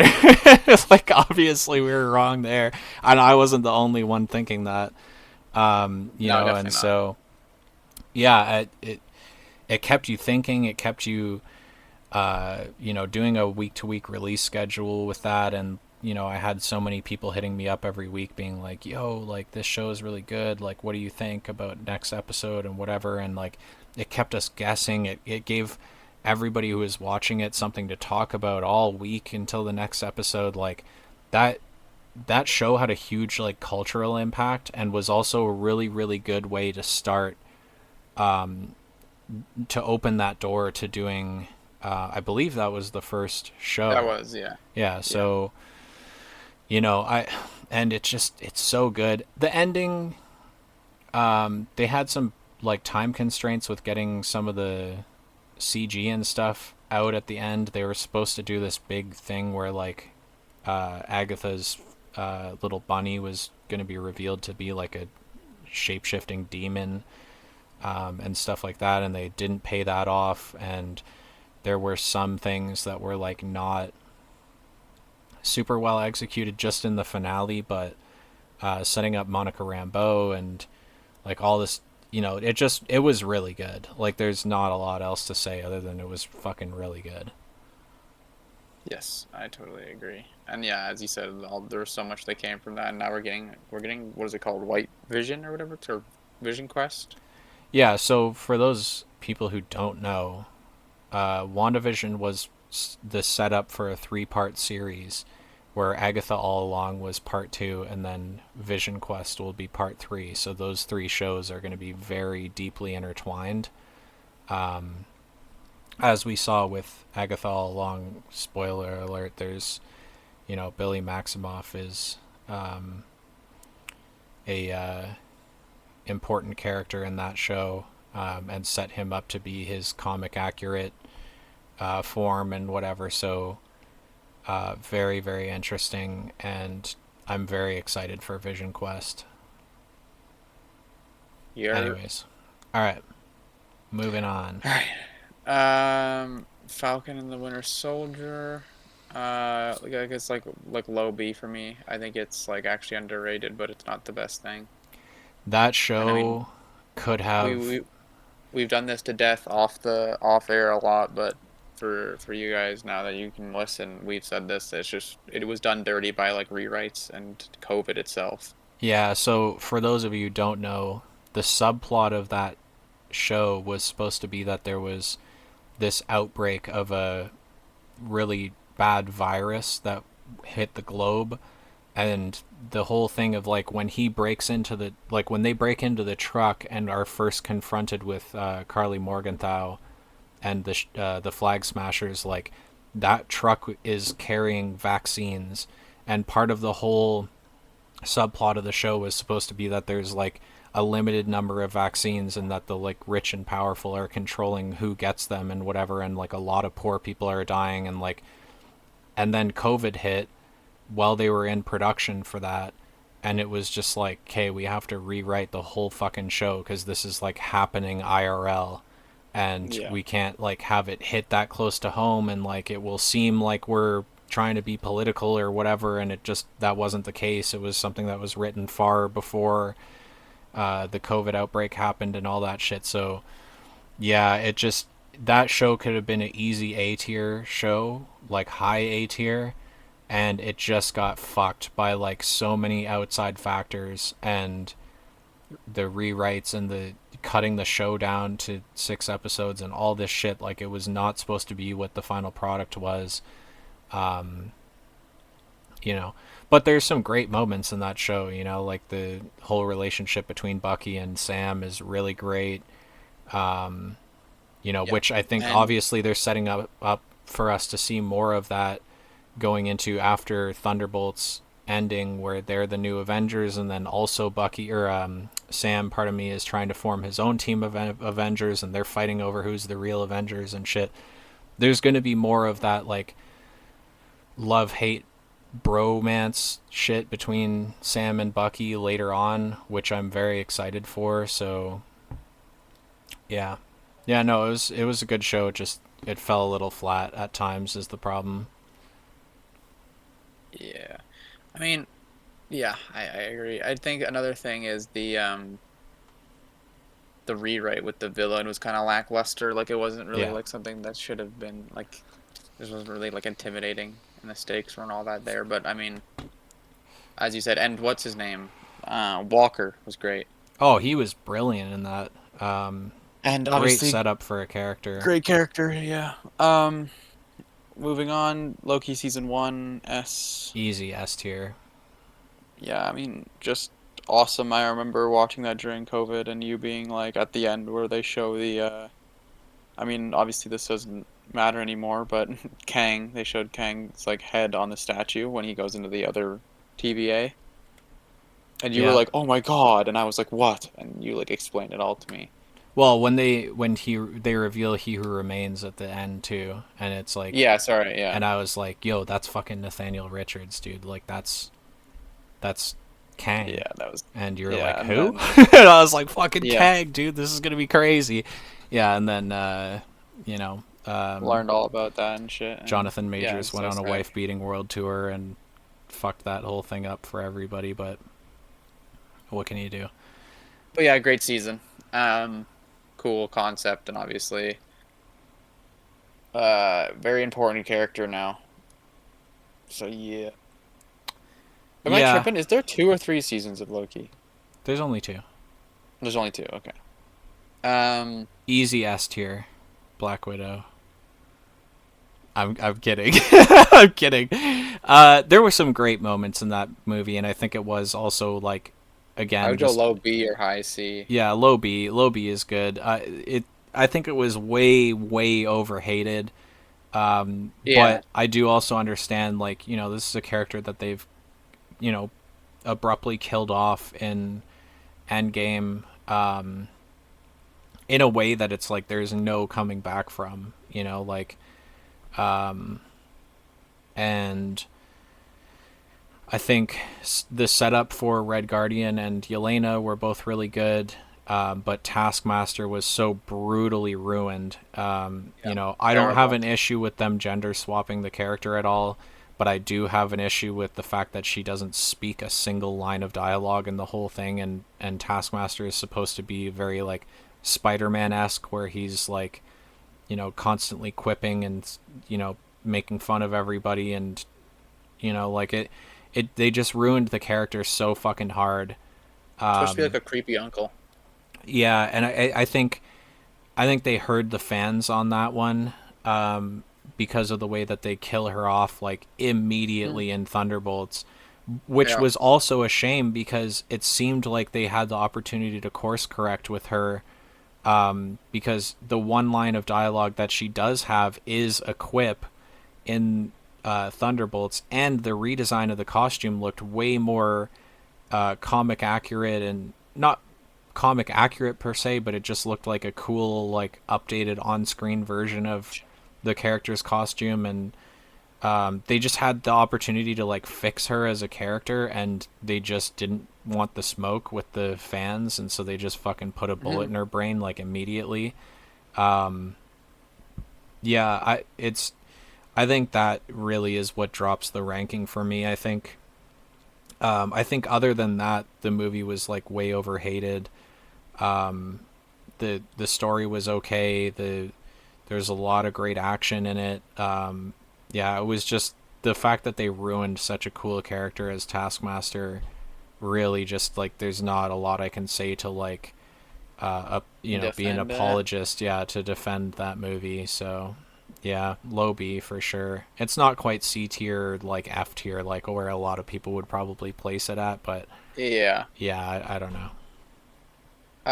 What if season one would be like low Low A? A, yeah, low A for sure. Yeah, brilliant the first season. Um, yeah, I mean, just that they actually took the idea and made some cool concepts, and that's the whole idea of what if is these cool concepts. And season one had the best concepts, and then it just Yep. kept getting worse. So that's about it to Yep. say for that. So way in the beginning of us starting this video, that's what I was talking about, where I was like, "Oh, I'm happy that this tier list broke up the shows into separate seasons so we can rank them individually." This is the show that I was talking most about. Season Yeah. 1, brilliant, really good, fun to watch. It's a little bit for kids, and like the humor is a little bit childish and stuff like that, but like outside of that, really good, great storylines, amazing concepts. All the characters were really well handled and everything. And then season 2 is just like it just drops in quality so hard to like, probably a low B C tier season. And then season 3 is like an easy F, dude. Like that fucking season was so bad. Like I So don't know bad. what they were thinking. It was not good at all. It was like hard to watch. It was like a struggle for me to get through it. It was so bad. So yeah, I don't know. Yeah, I know for sure. Um, we have Shang-Chi. Would you put this A or S? Uh, I'd go S, honestly. Brilliant introduction.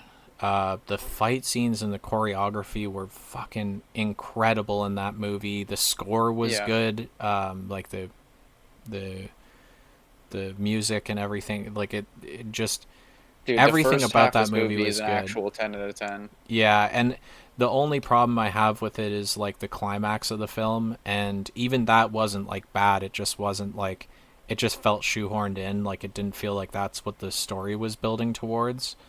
Yeah. And then going way back to what we were talking about when we ranked Iron Man 3, they finally course corrected with the Mandarin, and still, made fun of themselves about it by bringing Trevor Slattery back, for this movie, and he'll also be back again in Wonder Man, and I'm excited to see that show as well because I think I forget the fucking guy's name that plays him, but he did such a brilliant job with that character and is just such a goofball. And it's I don't know, everything about that movie was really good except the climax, which was like you know like maybe low A B tier if we were just rating just the climax of the movie. But Yeah. everything, the rest of the movie is an easy S tier. Um, yeah, no, definitely a good film.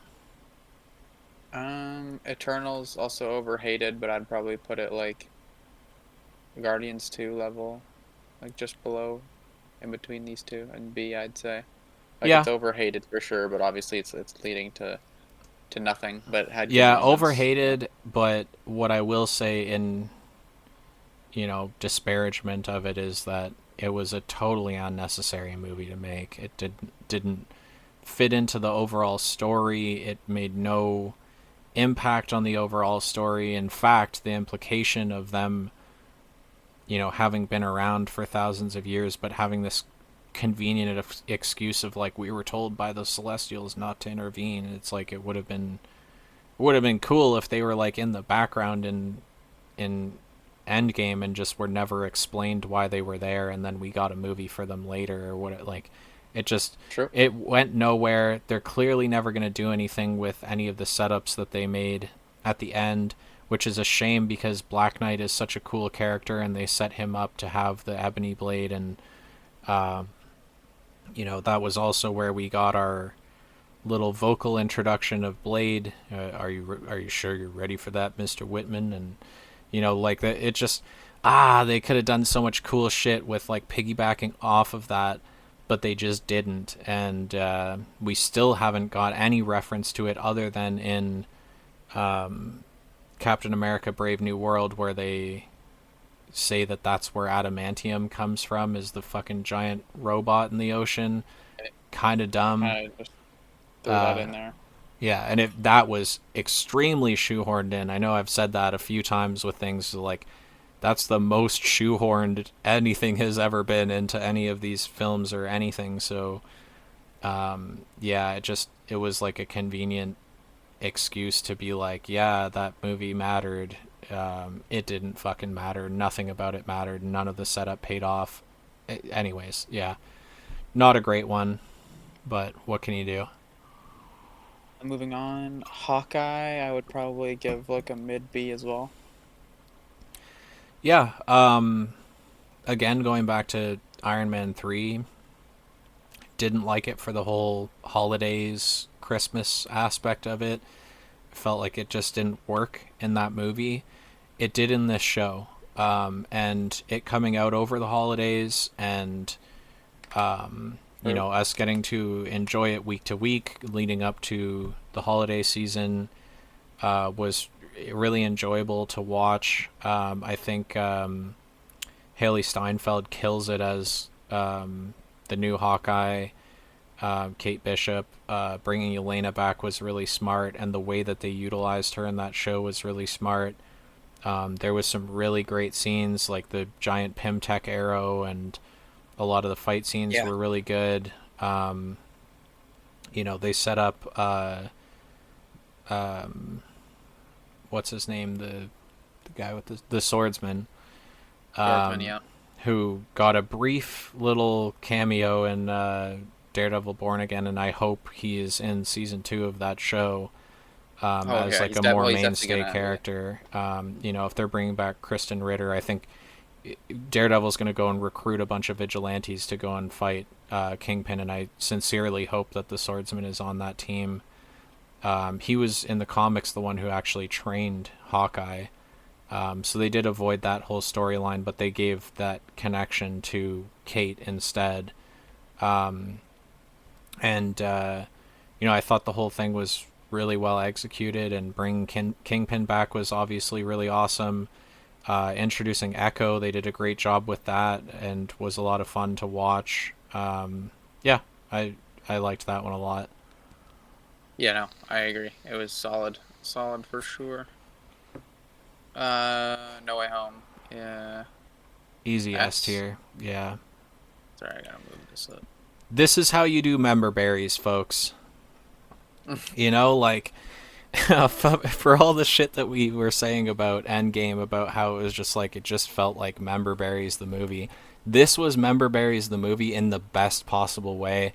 Maybe I'm biased because again, Spider-Man's been my favorite superhero since I was a small child, and I grew up with all those films that they pulled from in that movie. They obviously took some creative liberties with some of the characters, like they completely overhauled Electro, which they Yeah. seriously fucked him up in Amazing Spider-Man 2, and that movie is so bad. So I wasn't mad at that. All these characters getting back, like the chance to reprise their roles. I mean, Alfred Molina is a brilliant actor and absolutely crushed it in that movie. Willem Dafoe is one of the best actors of our time, crushed it again. Just like it was so well written. The whole flip on its head thing of we never saw his origin in the MCU of him losing Uncle Ben, but then his Uncle Ben death was actually Aunt May dying, and like so out of left field, and a lot of us didn't see that coming, and I just thought it was so well handled, and yeah, that movie was so good. I saw it on opening day, and it was the only time there are literal applause breaks in that movie, and they're deserved. Like when Daredevil shows up, my entire theater erupted in applause. When each of the two Spider-Men show up, Andrew Garfield and Tobey Maguire respectively, they each got a fucking full applause, and that movie got a standing ovation in the theater I saw it at the end of the film, and it was deserved. It was such a good movie. Again, I'm biased because this is my favorite character in the MCU, but just brilliantly well done, so well written. The humor was great. It was a hard hitting, emotional movie as well. Getting to see all these great villains brought back, was so good. And yeah, it just hats off to them for that. My only big gripe with that movie is the setup for a little piece of Venom getting left behind in this universe, and then it seems like they're not going to pay that off after Venom the Last Dog Shit or whatever that movie was called. The last Kind of dance. retconned that whole thing where it's like that didn't happen in the MCU universe. It happened. Sony obviously doesn't know what the fuck they're doing, like to an alarming degree. They're straight up losing money on these movies that they're making. I actually just saw an article Yeah. yesterday talking about how they've completely canceled all plans for any future Spider-Man spin-off films, which kind of brought a tear of joy to my eye. Like, thank God, dude, stop ruining these characters. It's so embarrassing. And also for the casual moviegoer, like a lot of people think these are MCU movies too. They see the Marvel title thing at the beginning of the movie and they don't realize that it's not. I can't tell you how many people I've seen or even heard in real life being like, man, these Marvel movies are really going downhill, like talking about like Madam Web and shit. And it's like, these aren't Marvel films. They're Sony licensed Marvel properties, and they're all bad, and like they've always been bad. The first Venom movie was okay. Everything after that has been fucking terrible. That they've tried to do this Spider-Man universe where Spider-Man doesn't exist. It just is so bad. I'm really happy that this was like the last nail in the coffin for them with, I guess, Craven was the last movie that came out, which was Yeah, also that shit was terrible, by the ass. way. Yeah. I laughed through that whole movie. It was so bad. That was, Yeah, I it was. stopped. I That stopped was the going to the worst. theaters to see those like the Sony movies because they're just so bad. But yeah, my only gripe is that like Sony undid a really cool setup that they had, especially because, again, comic book nerd alert. If you look at the Secret Wars comic books, There's two versions of Secret Wars. One had nothing to do with the multiverse shit, and the other one is what they're loosely adapting for what they're doing with Doomsday and Secret Wars in the upcoming Avengers movies. In the one that didn't have to do with the multiverse, the one that they're not adapting, that is where Spider-Man got the black suit to begin with. That's where that was introduced, and then a few years later, that was retconned to be Venom, and they created Venom as a character piggybacking off of the introduction of the symbiote suit in Secret Wars.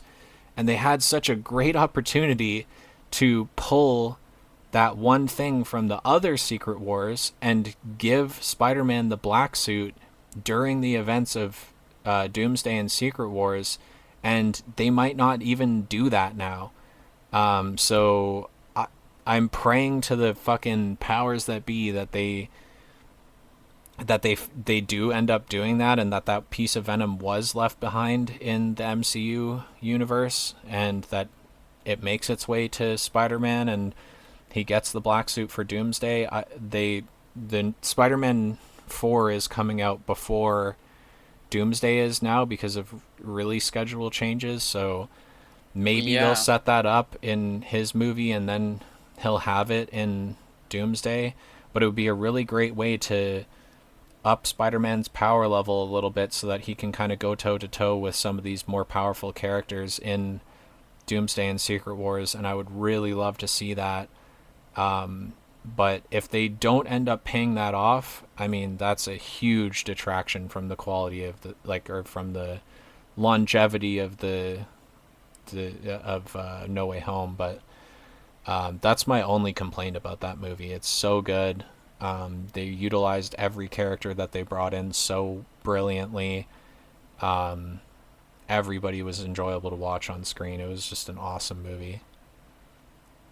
Totally agree. I mean, there's very few things to complain about, or you're just kind of hating. You don't really like this kind of thing if you don't like that movie, I think. Yeah, straight up. It's kind of how I feel about what we were talking about last week with Superman. It's like, yeah, it has problems, but if you don't like that movie, it's like you just probably don't really like comic book movies. Right. If you're a Man of Steel guy, that's fine.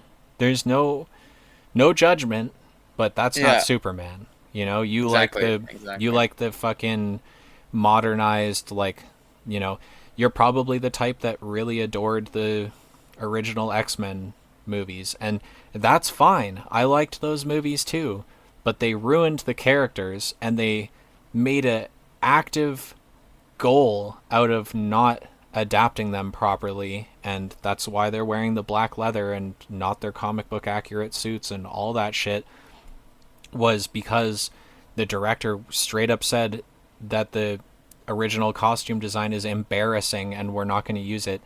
It's fine if you like movies like that, but they're not proper adaptations of the comics, and you probably just aren't a comic book movie fan. You might be a superhero movie fan, but you're not a comic book movie fan, and that's fine. But Yeah, don't be like trying to be one of us kind of shit. You know, it's like you can like Man of Steel and you can hate the new Superman. That's fine. It's just like clearly you're not like part of this culture. You know, so I don't know. That's my yeah, no, two I cents agree. on it. Yeah, no, and that's think where that movie belongs is like that kind of conversation. So yeah, no, it's S tier for sure. Um, Moon Moon Knight Knight, is high A tier for me. agreed. The You tell only the reason people. it doesn't You get tell the people real quick. I have to fill up my water so bad, and I apologize. okay, no, no, no. I am so thirsty, but yeah, talk to the people about why Moon Knight is high A. I'll be right back. Okay, yeah, Moon Knight for me. I mean, there was some issues in that show. I felt as though it would have been better as like a full length movie, maybe even like a 2.5 hour, like a long film. It didn't feel like episodic, uh, what's it called, WandaVision did or Loki did. It just felt like a movie that they chopped up into pieces. But the story was so strong. The setup for the character and the way that they slowly revealed the different versions of Mark throughout was so good. My only big gripe, and I feel like a broken record here, but the climax was just not as good.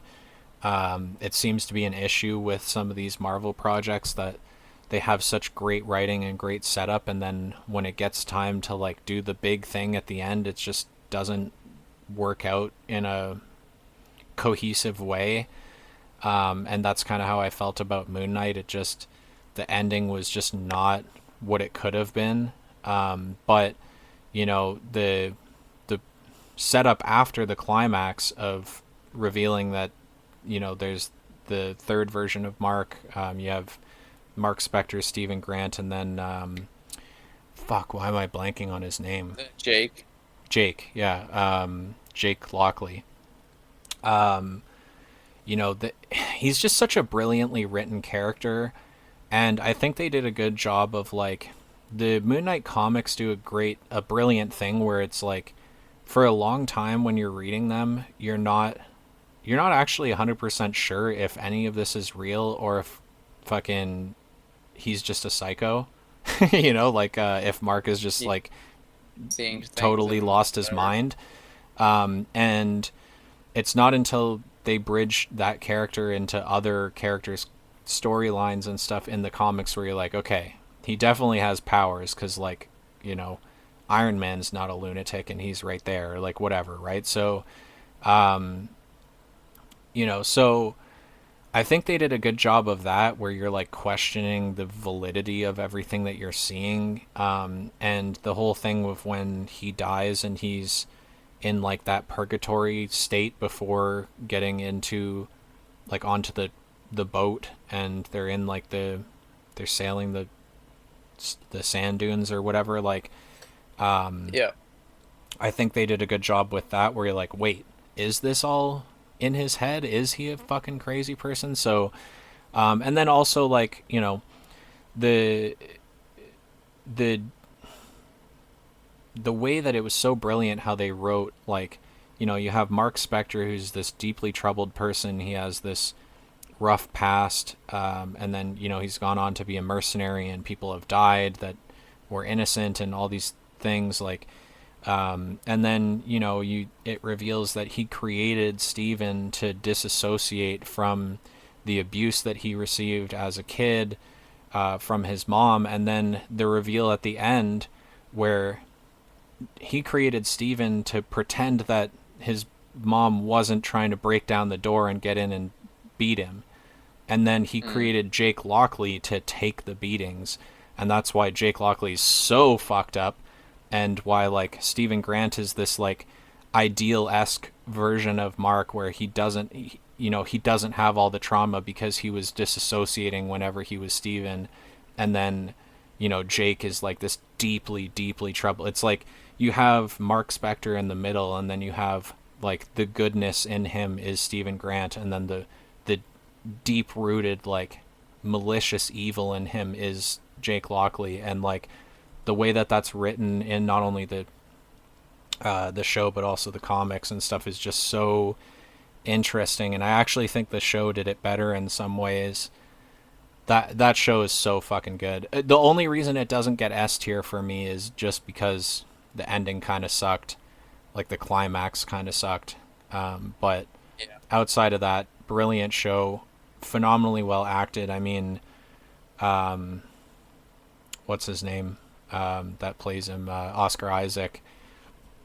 You really do feel like when they're in that afterlife realm, and Steven and Mark are sharing the screen with one another. It's like you forget at moments that it's like not two different guys. Like he really did like nail the acting in that show. Yeah, I could go on for a long time about how much I loved that project, but we'll keep it there for now. Sounds good.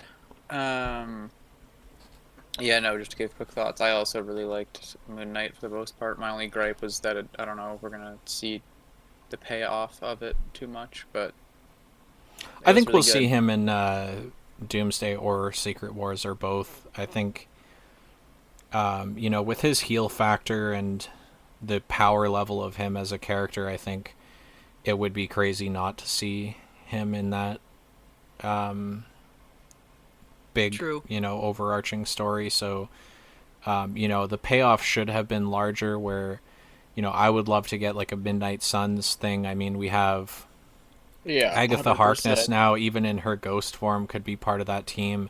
Doctor Uh, Strange, Doctor Moon Knight, Strange, Moon Knight. We have Werewolf by Night and the Man Thing. Ant-Man thing. Yeah. We've got um, Clea they set up at the end of Doctor Strange and the Multiverse of Madness.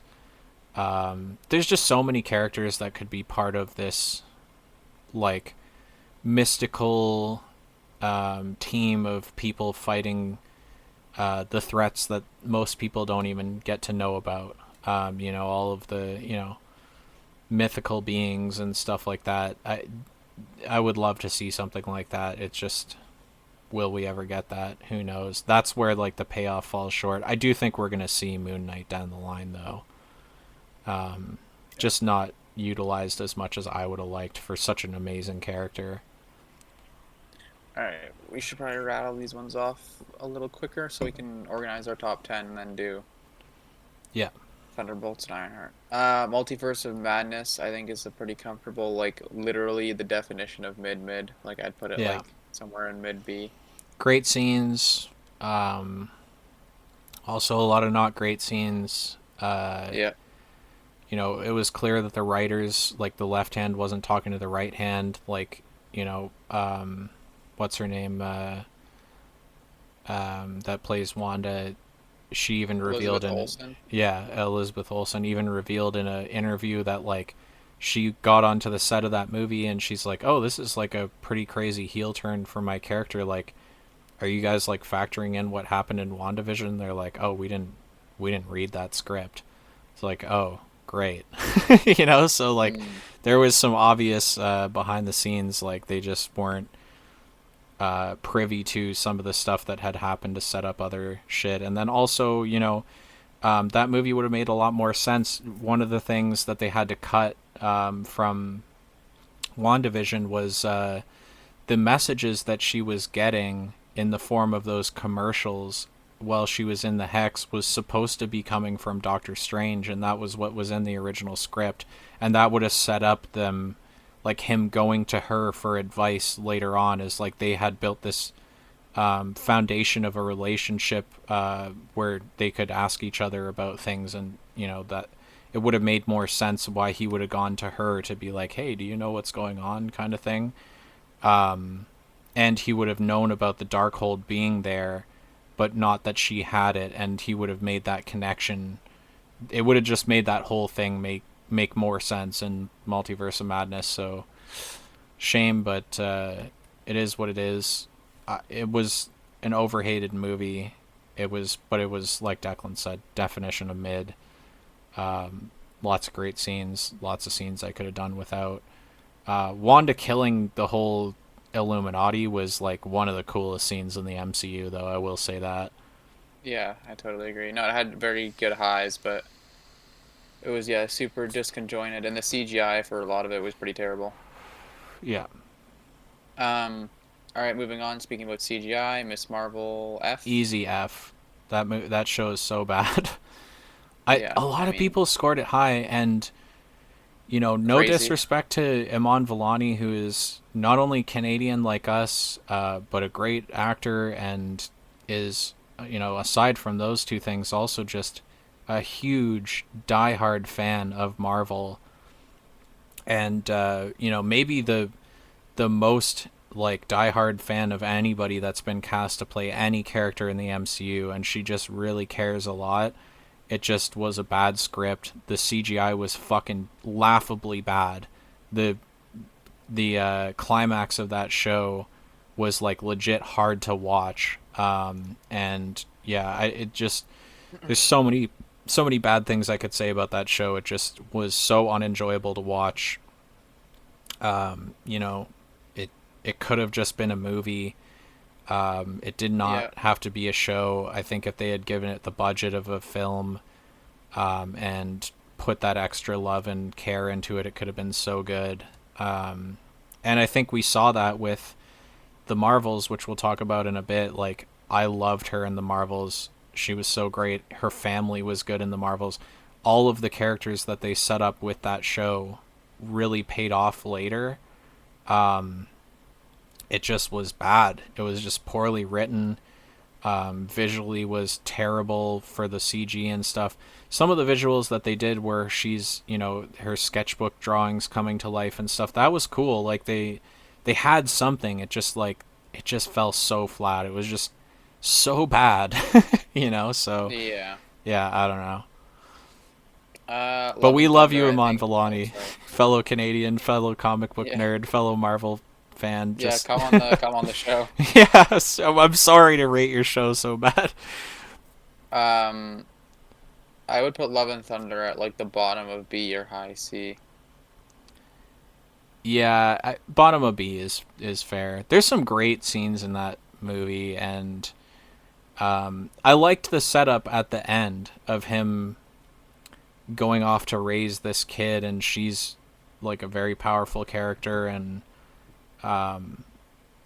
there was a lot of cool stuff in that movie. Bringing Mjolnir back, and the way that Jane Foster could just break it into chunks and then bring it back Oh was like yeah. so cool. Like there was some really cool shit in that movie. But as we talked about before with the third Thor movie, Ragnarok, it just they tried to take that same approach with it and go even further in that direction, and just the humor felt just so like ridiculous and not it just a lot of it didn't land, and it felt like they were having too much fun on set, which sounds like a stupid thing to say, but there is such thing as like too much fun when you're trying to make like something serious, and it's like these are really heavy hitting high importance characters in this universe, and they just made the whole thing a fucking joke, and it just I don't know, it just didn't work for me. I agree. It was just like it had major issues, and they just tried doing the same thing again with as they did with Ragnarok, but didn't really have a good like foundation for it. Yeah. And honestly, at that point, they should have like flipped the script and done something the opposite of Ragnarok and gone darker, in my opinion. But Yeah, I agree. especially with gore, it would have just been a good switch up. But yeah, And hold on, I do have to say this too. Why am I blanking on everybody's names? Christian Christian Bale. Bale. Christian Bale Yeah. absolutely fucking slaughtered that role. And exactly what you just said, that they should have gone with like a really dark tone with that movie, because dude, like the scenes where he catches them all in the what did they call that? Like the whole colorless Shadow place, the Realm. Shadow Realm. When he catches them all there, and he's like talking to them, like with them all like wrapped up in the fucking shadow bullshit or whatever, like dude, like the hairs on the back of my neck were stood up. Like he's just so unbelievably creepy and like unnerving and eerie, and like he just fucking murdered it, dude. Like that's exactly what you want gore to be, and like they did such a good job with him as a character. It's just the whole thing of like the show or the whole movie being like this goofy mess of humor, and then have this like really really dark sinister character be the antagonist, just did not work. Like I don't know what the fuck they were thinking. Like they really should have just given that movie a dark tone and just ran with Yeah, that. I totally But agree. yeah, not Um, much else to be said. I am Groot. I think these are fun. I can just put them in B Low somewhere A now. tier, I Oh, think. hey, I'm fine with that. It I'll it put the was other one just there too. it was They're fun. good family fun. It was Yeah. fun to watch. They were enjoyable. They were cute. They were silly. They bear little significance to the overall story, but that's what I think, that's a point in its favor, where it's like you could just put that on for your kid and they would enjoy it. Yeah, I don't know. I've nothing but good things to say about that show. It was really fun, and yeah. I agree. She-Hulk, I would go high B or low A. Yeah, I would say low A. Such an overhated show, dude. Like it was so good. I don't understand why people didn't like it. Her breaking the fourth wall at the end, I thought was brilliant. A lot of people were like, "Oh, that's lazy" or what. Like I thought it was really good. My only complaint with it Yeah. is, like we touched on with Ragnarok, them screwing up their chances at ever doing like a World War Hulk and Planet Hulk storyline. They just squandered between Ragnarok and She Hulk, just kind of shoehorning in Scar at the end, and not really explaining any of that and being like, oh, that just all happened off screen. Sorry. That was my only real complaint about that show. And it had nothing to do with her as a character or anything. The show was a lot of fun. Her getting to kind of like get in Bruce's head because she just kind of got it right away with the whole being a Hulk thing, and like I thought it was really good. And if you know her as a character in the comics, like this was so accurate to like what a modernized version of her would be on screen. It was funny. It was fun to watch. I had no complaints about that.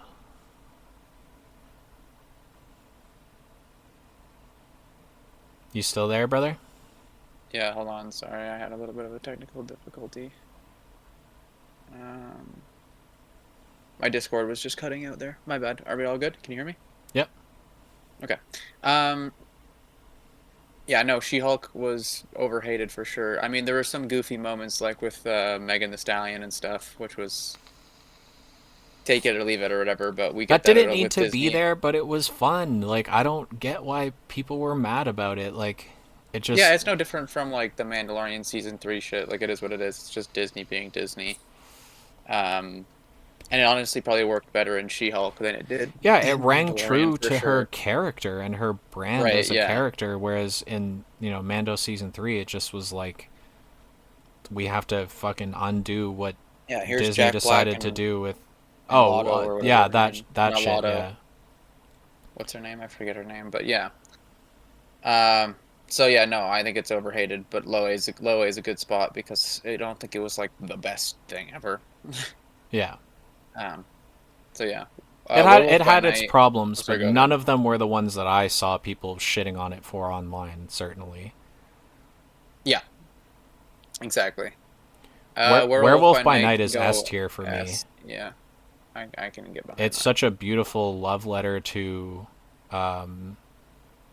OG horror cinema, and the way that they shot as much as they could in that movie is practical effects. When he turns into the werewolf for the first time, that's all practical. The attention to detail with doing the reel to reel camera and black and white with the grain and the real cues that come up and everything. It's just like, if you know about cinema, like I've showed that to people that don't like the MCU shit, that are just fans of like real cinema, and they're like, okay, that was good, you know. Yeah. So yeah, no, that movie was really cool. And the Man Thing's such a cool fucking character. I hope that he gets like a showcase in Doomsday and Secret Wars, Doomsday. because he Yeah. does have like a relatively important role in the comics, being that he protects like the nexus of all. I forget what it's called, the nexus of all places or what. Anyways, he controls, like he guards like the door to this place that connects all points in time and space, and like he's like a really important character in the The comics. That's Nexus just kind belt. of I I don't know what don't you're know. talking I about. don't remember what it's called, but anyways, yeah. Yeah. Um.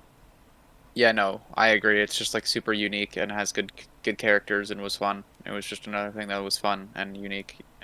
Stood alone. Yeah. Wakanda Forever can go for me like in between Far From Home and Volume 2. Like high B. Yeah. Like I didn't think it was A worthy, but definitely was another movie that I think got too much hate. I don't think this was super well received, which is unfortunate, but I didn't think it was Namor that was bad. brilliant. Namor was Like great. Yeah, Namor the was and great. them if you're gonna overhaul a character and kind of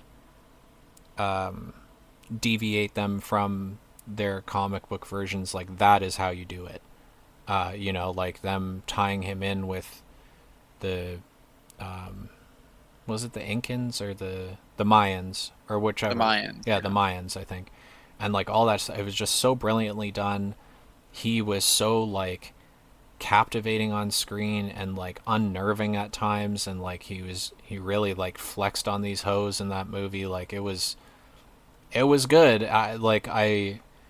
Yeah, And it was, what are you gonna do? Chadwick Boseman died. They didn't want to recast him because they felt like it was too soon to just move on from him as a performer, and obviously you're not gonna do a better job than Chadwick Boseman did. He just really embodied the role of Black Panther, and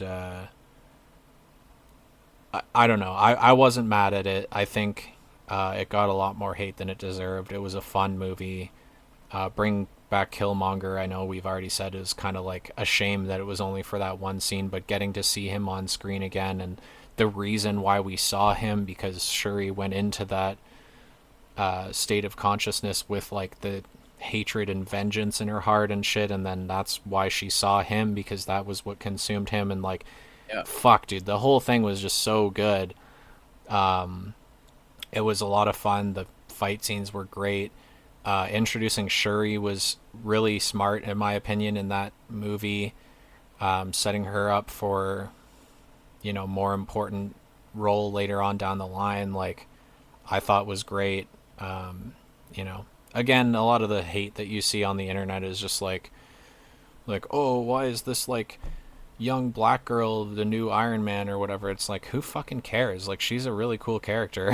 Like, I like yeah, Ironheart, and this is also hint hint nudge nudge exactly what fucking happens in the comics. Tony dies and she takes up the mantle. It's not like they're like DEI hiring or whatever. Like, this is just like how it plays out in the comics, and she's a really brilliantly written character in the comics, and I liked her show, which we'll get to in a bit. But yeah.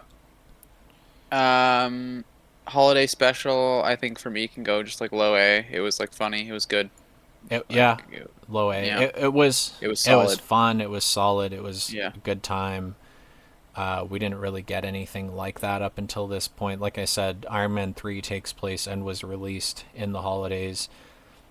Same with Hawkeye, but that was like actually a Christmas special, which is like right. Yeah, crazy. And it was just such a great group of characters to do that with. It was so much fun to watch. Kevin Bacon in it, hilarious.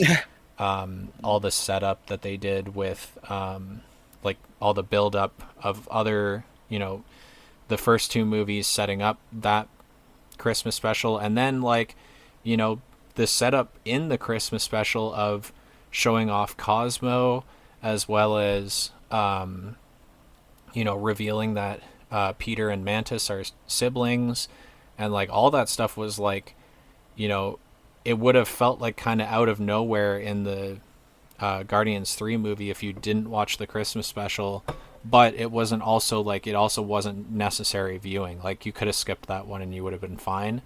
I think that's yeah. how you do stuff like that. And yeah, it was just fun, funny, good to watch. I'll be watching it every Christmas, you know? Agreed. It did what it was supposed to do, and it did it well.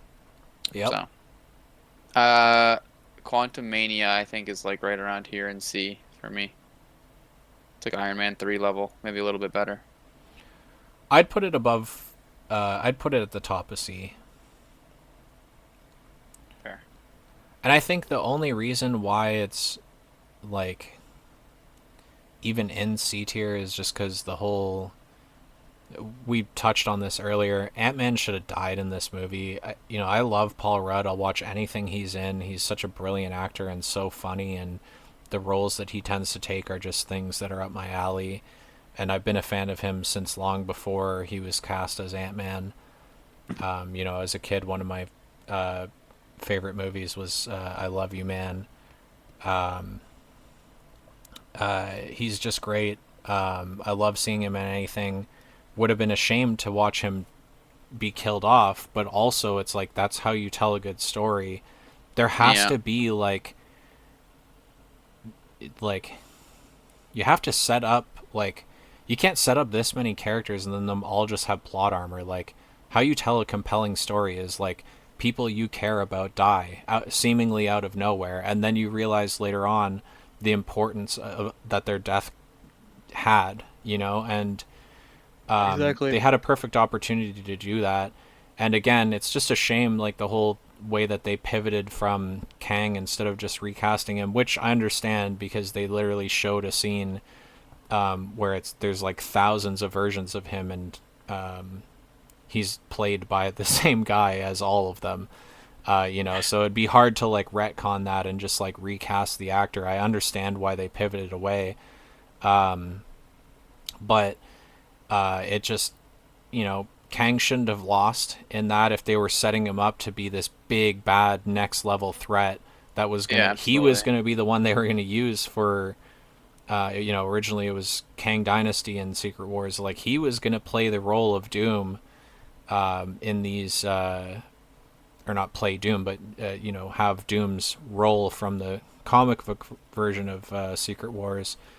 If they were setting him up to be this ultra scary threat that's going to be undefeatable, and take the entirety of all the characters that we've set up thus far to defeat, him losing to Ant-Man was just kind of lackluster and silly. And Yeah, the original script for the movie was supposed to have Ant-Man and the Wasp get stuck in the quantum realm at the end. Even that would have been better than what we got. And also MODOK is a really cool character, and they kind of fucked him up. Like he was fun and like it was silly and goofy or whatever. And MODOK is kind of a silly, goofy character, but he's also like can be very like scary and sinister at times. And they kind of screwed that up, and gave him a totally different origin story and shit. And yeah, I don't know. There's a lot. I had a lot of gripes with that movie, but it wasn't unwatchable. It just wasn't good either. yeah. It's just kind of in that, like, I don't know. It was in that like that area of Marvel that's just kind of like meh, you know. Yeah, But I mean, yeah, it wasn't the worst thing ever, but it was just kind of like they definitely didn't know what they were doing even prior to not knowing what they were doing, if that makes yeah. sense. They already had to make like a backup plan and then had to get like RDJ and were panicking whatever, but I think even prior to that they weren't entirely sure what they were doing. So, Speaking of yeah. which, brief side note, I did. I think it was David sent me a thing that's like, I don't know if it was from like set leaks or like script leaks or whatever, but people are saying that like part of the script for Doomsday is going to be like Doom uses the fact that he looks like Tony Stark to be like a plot point in the movie where he like gets characters to like trust him or not want to go against him or whatever. I can't explain how disappointed I am in that. I would have had no problem with Robert Downey Jr. playing that character if they did the comic book accurate thing where his face is all fucked up and you can't even really tell it's RDJ, and it's just for like the press shit to like get people in the movie theater that RDJ is in it, and it's like I don't want it to look like him. I don't want it to sound like him. Like he needs to be playing Yeah. Victor Von fucking Doom, not Tony look-alike Doom or Tony Stark that went bad in another universe. Like if they do anything like that, I'm gonna be so fucking disappointed, dude. Dude, Doom is the fucking coolest villain in the Marvel comics, and in my opinion, in a lot of people's opinion, but in my opinion. And it's cool if you like someone else better or whatever, but No, yeah, I totally agree. like Don't just he's don't do like an evil Iron Man or some other no, it's shit. gonna be so Yeah. bad. Like I'm gonna actually be so disappointed. Like I don't need that. Nobody needs that. Like we need it to just be Doom, and like they've screwed up Doom twice now in films, and you know, it looks like this next Fantastic Four movie is going to be really good next week. We're going to do a whole reaction and review of it next week. But holy fuck, dude! Like, they've already screwed up these characters multiple times. I'm hoping that, you know, I couldn't be happier if they just do justice to the Fantastic Four, and then we get a proper Victor Von Doom like in the next couple movies. Like, that would be fucking brilliant. But it doesn't seem like that's what it's gonna be. It seems like they're just gonna fucking be like, oh, he looks like Tony, and like that's gonna be a huge plot point. And it's like, ugh, they couldn't have disappointed me more with that. That's going to Yeah, be mighty super unfortunate. annoying. Yeah. Anyways, that was my quick side note. On to the next. Guardians Um, 3, easy S S. tier. Not even a question. That's one of the best movies in the MCU. I could do a whole video about how much I like this movie. Briefly, just, you know, the way that they flipped the script, where you thought that this whole story has been Peter's story, and you realize that it's actually all been Rocket's story, and all the callbacks and setup that were done in the prior films to set up this being Rocket's story. So brilliant. I'm gonna butcher his name, so I'm not even gonna try it. But the guy who plays fuck, what's his character's name too? The bad guy. The High Visionary, High the evolutionary. The high High evolutionary. Evolutionary. Oh fuck, he did such a brilliant job in that role. It's so emotional. That movie made me cry multiple times throughout when you know, when Rocket's dying on the table, when Cosmo is like holding the two ships together, and she's about to like give it like fall over with exhaustion, and Mantis like uses her powers to be like you're strong, you're so strong. It's like, oh man, that's gonna make me tear up just thinking about it. Like, that's such a beautiful moment. Yeah. You know, at the very end, when Mantis is going off to do her own thing, and then Drax starts dancing with everybody, is like such a fucking beautiful moment, where this whole time he's been like dancing. There's two types of people in the galaxy, those that dance and those that don't, and like it shows that he's finally ready to be like a dad again, and like help raise these kids that they've saved. And oh man, like there's just so many like hard-hitting emotional scenes in that movie. It's so brilliantly written. Everything about it is so good. You know, the humor in it, the fact that we got the first F-bomb dropped in a Marvel Yeah. movie in that movie was like unironically an important thing that set up them being able to make Grab the handle, shows like, click the button. Now what? now Open open the the fucking fucking door. door. Yeah, so good. You know, but that set up them being able to do movies like Deadpool and Wolverine, where, you know, it's Yeah. funny, I think the F-bomb's been used now 115 or so times or whatever in the MCU, and 114 of them were in Deadpool and Wolverine. But you know, it's cool that they opened the door to doing stuff like that. And just like I said, I could talk for an hour about how good Guardians 3 is. It's definitely in my top 10. It's one of the better movies in the MCU for sure.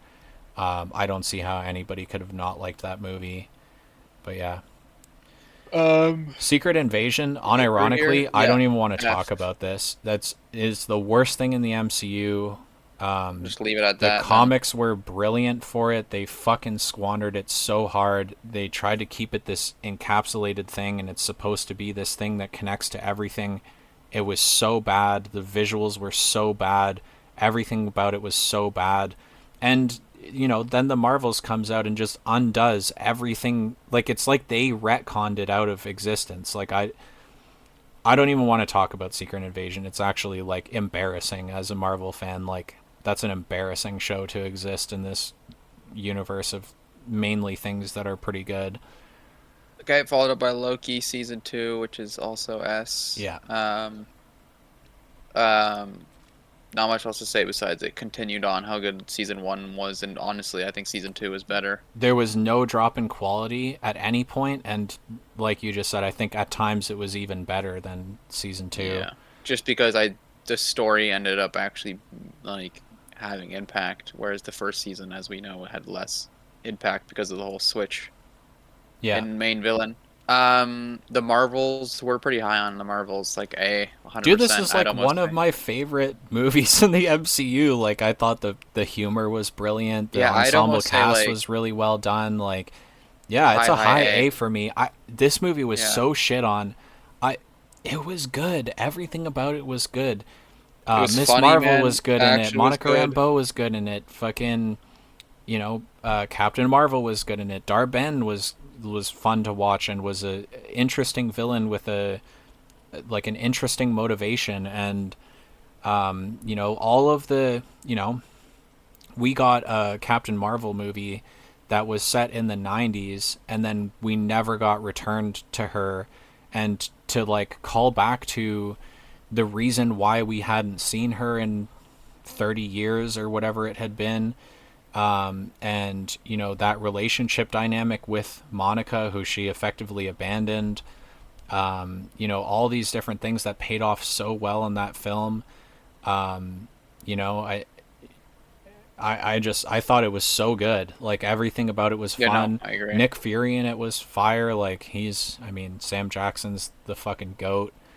Um, We talk about this. The cat scenes actually just like on like it's actually one of the so better good, scenes in dude. the Yeah, MCU. It's so good. yeah. Like people were like, Yeah, "Oh, it's that's so good. goofy and silly." Like, dude, they set up the Flurkin and like Captain Marvel like way back. Like, that was the whole point. Was it's like it's goofy and silly, like, but in the best like comic book campy kind of way and it worked so well for the movie. It was a great like, they're fucked. They don't know what they're gonna do. Everybody just gets swallowed by the fucking flurkins, and then they throw all these and and when she walks in and she's like, "So we're literally herding cats," and they're like, "Yep," and it's just such a good scene, dude. Like I don't get why people didn't like it. I thought it was so Yeah. fun and so engaging and so fun to watch, and yeah, Yeah, no, I agree. It was funny. It had good action, and I mean, yeah.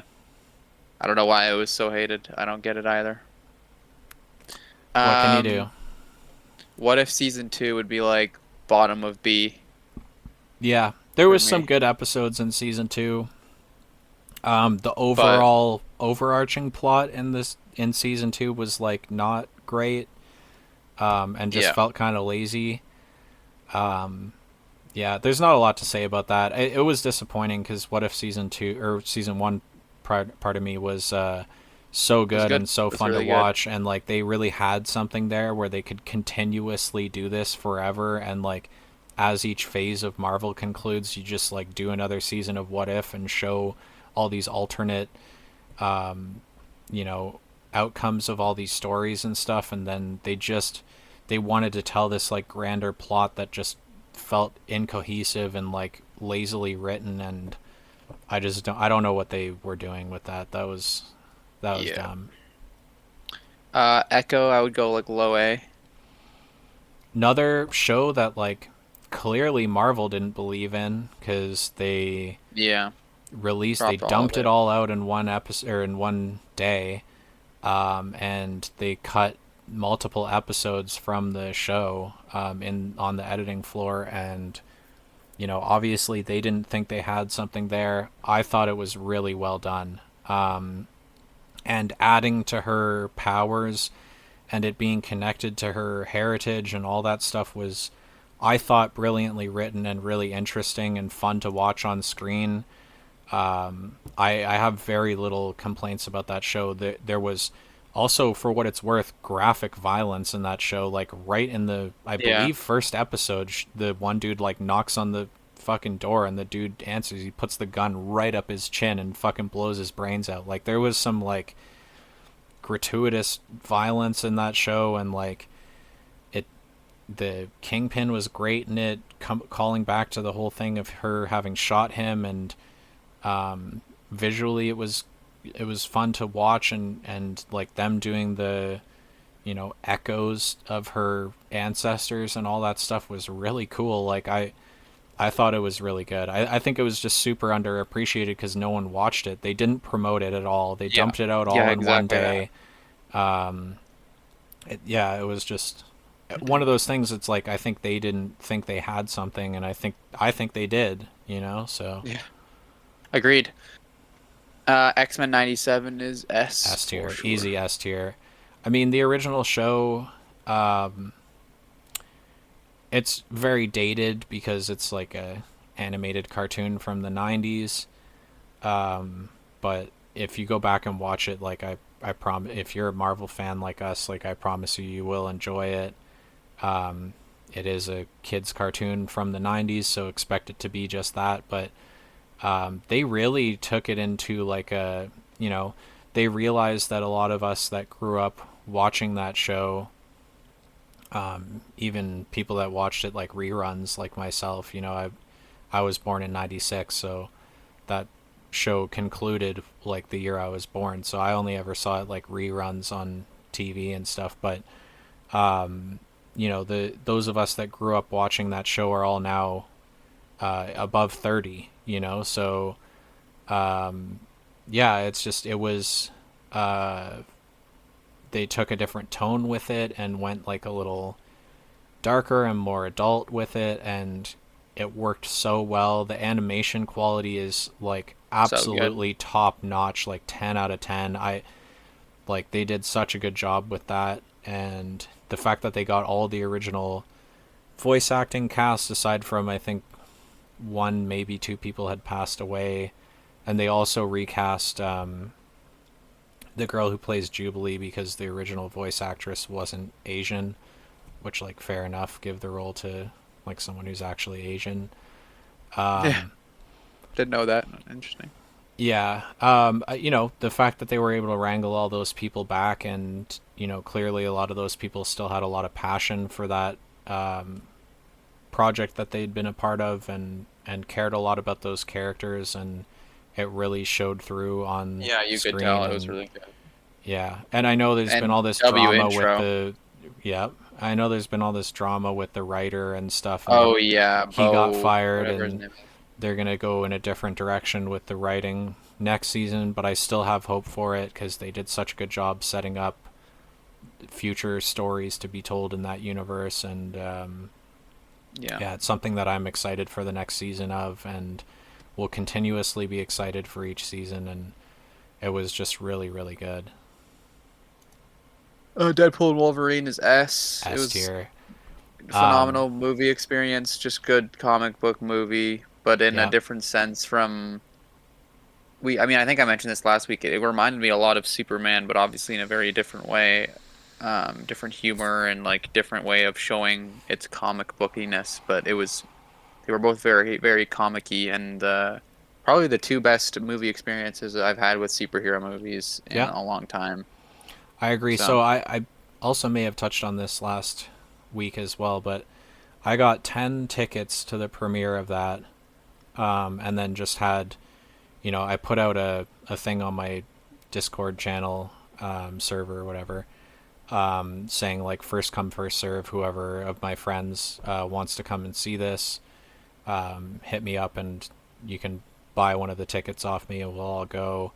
So it was 10 of us that went. I dressed up as Deadpool and went to the movie, which is something I like. I'll wear like a Marvel shirt like this or something when I go to a Marvel movie, but like I actually put on like a Deadpool costume and went to this fucking movie. I even was like carrying around a little stuffed unicorn, and like I had such a blast. It was so good. I think the scene to sum up, like there's two things in that movie that really sum up how much they cared about the source material. One is when he finds the Wolverine that he then brings back to the TVA, and when he is picking him up off the floor after he drinks that whole bottle and passes out, and he's like, "Look at those jammies. That only took 20 fucking years." Like just such a that really encapsulates how much they cared about doing these characters correctly, while still, bringing back all these other characters that maybe weren't adapted super accurately from, they brought back Toad and uh, what's his name, Wolverine's brother, Sabretooth, and all Right. these guys that weren't perfectly adapted in the original X-Men movies and stuff. And then the other thing was the mid credits roll of them showing all the behind the scenes stuff of all the movies that came before, all the Fantastic Four movies, all of the X-Men original movies, and all that stuff, and just showing how much they really cared about Everything that came before, what built it. everything that built what we have today and set the stage for us to have a more comic book accurate Marvel universe that exists now, while still paying homage to those movies and showing the care and love to those movies that they do deserve.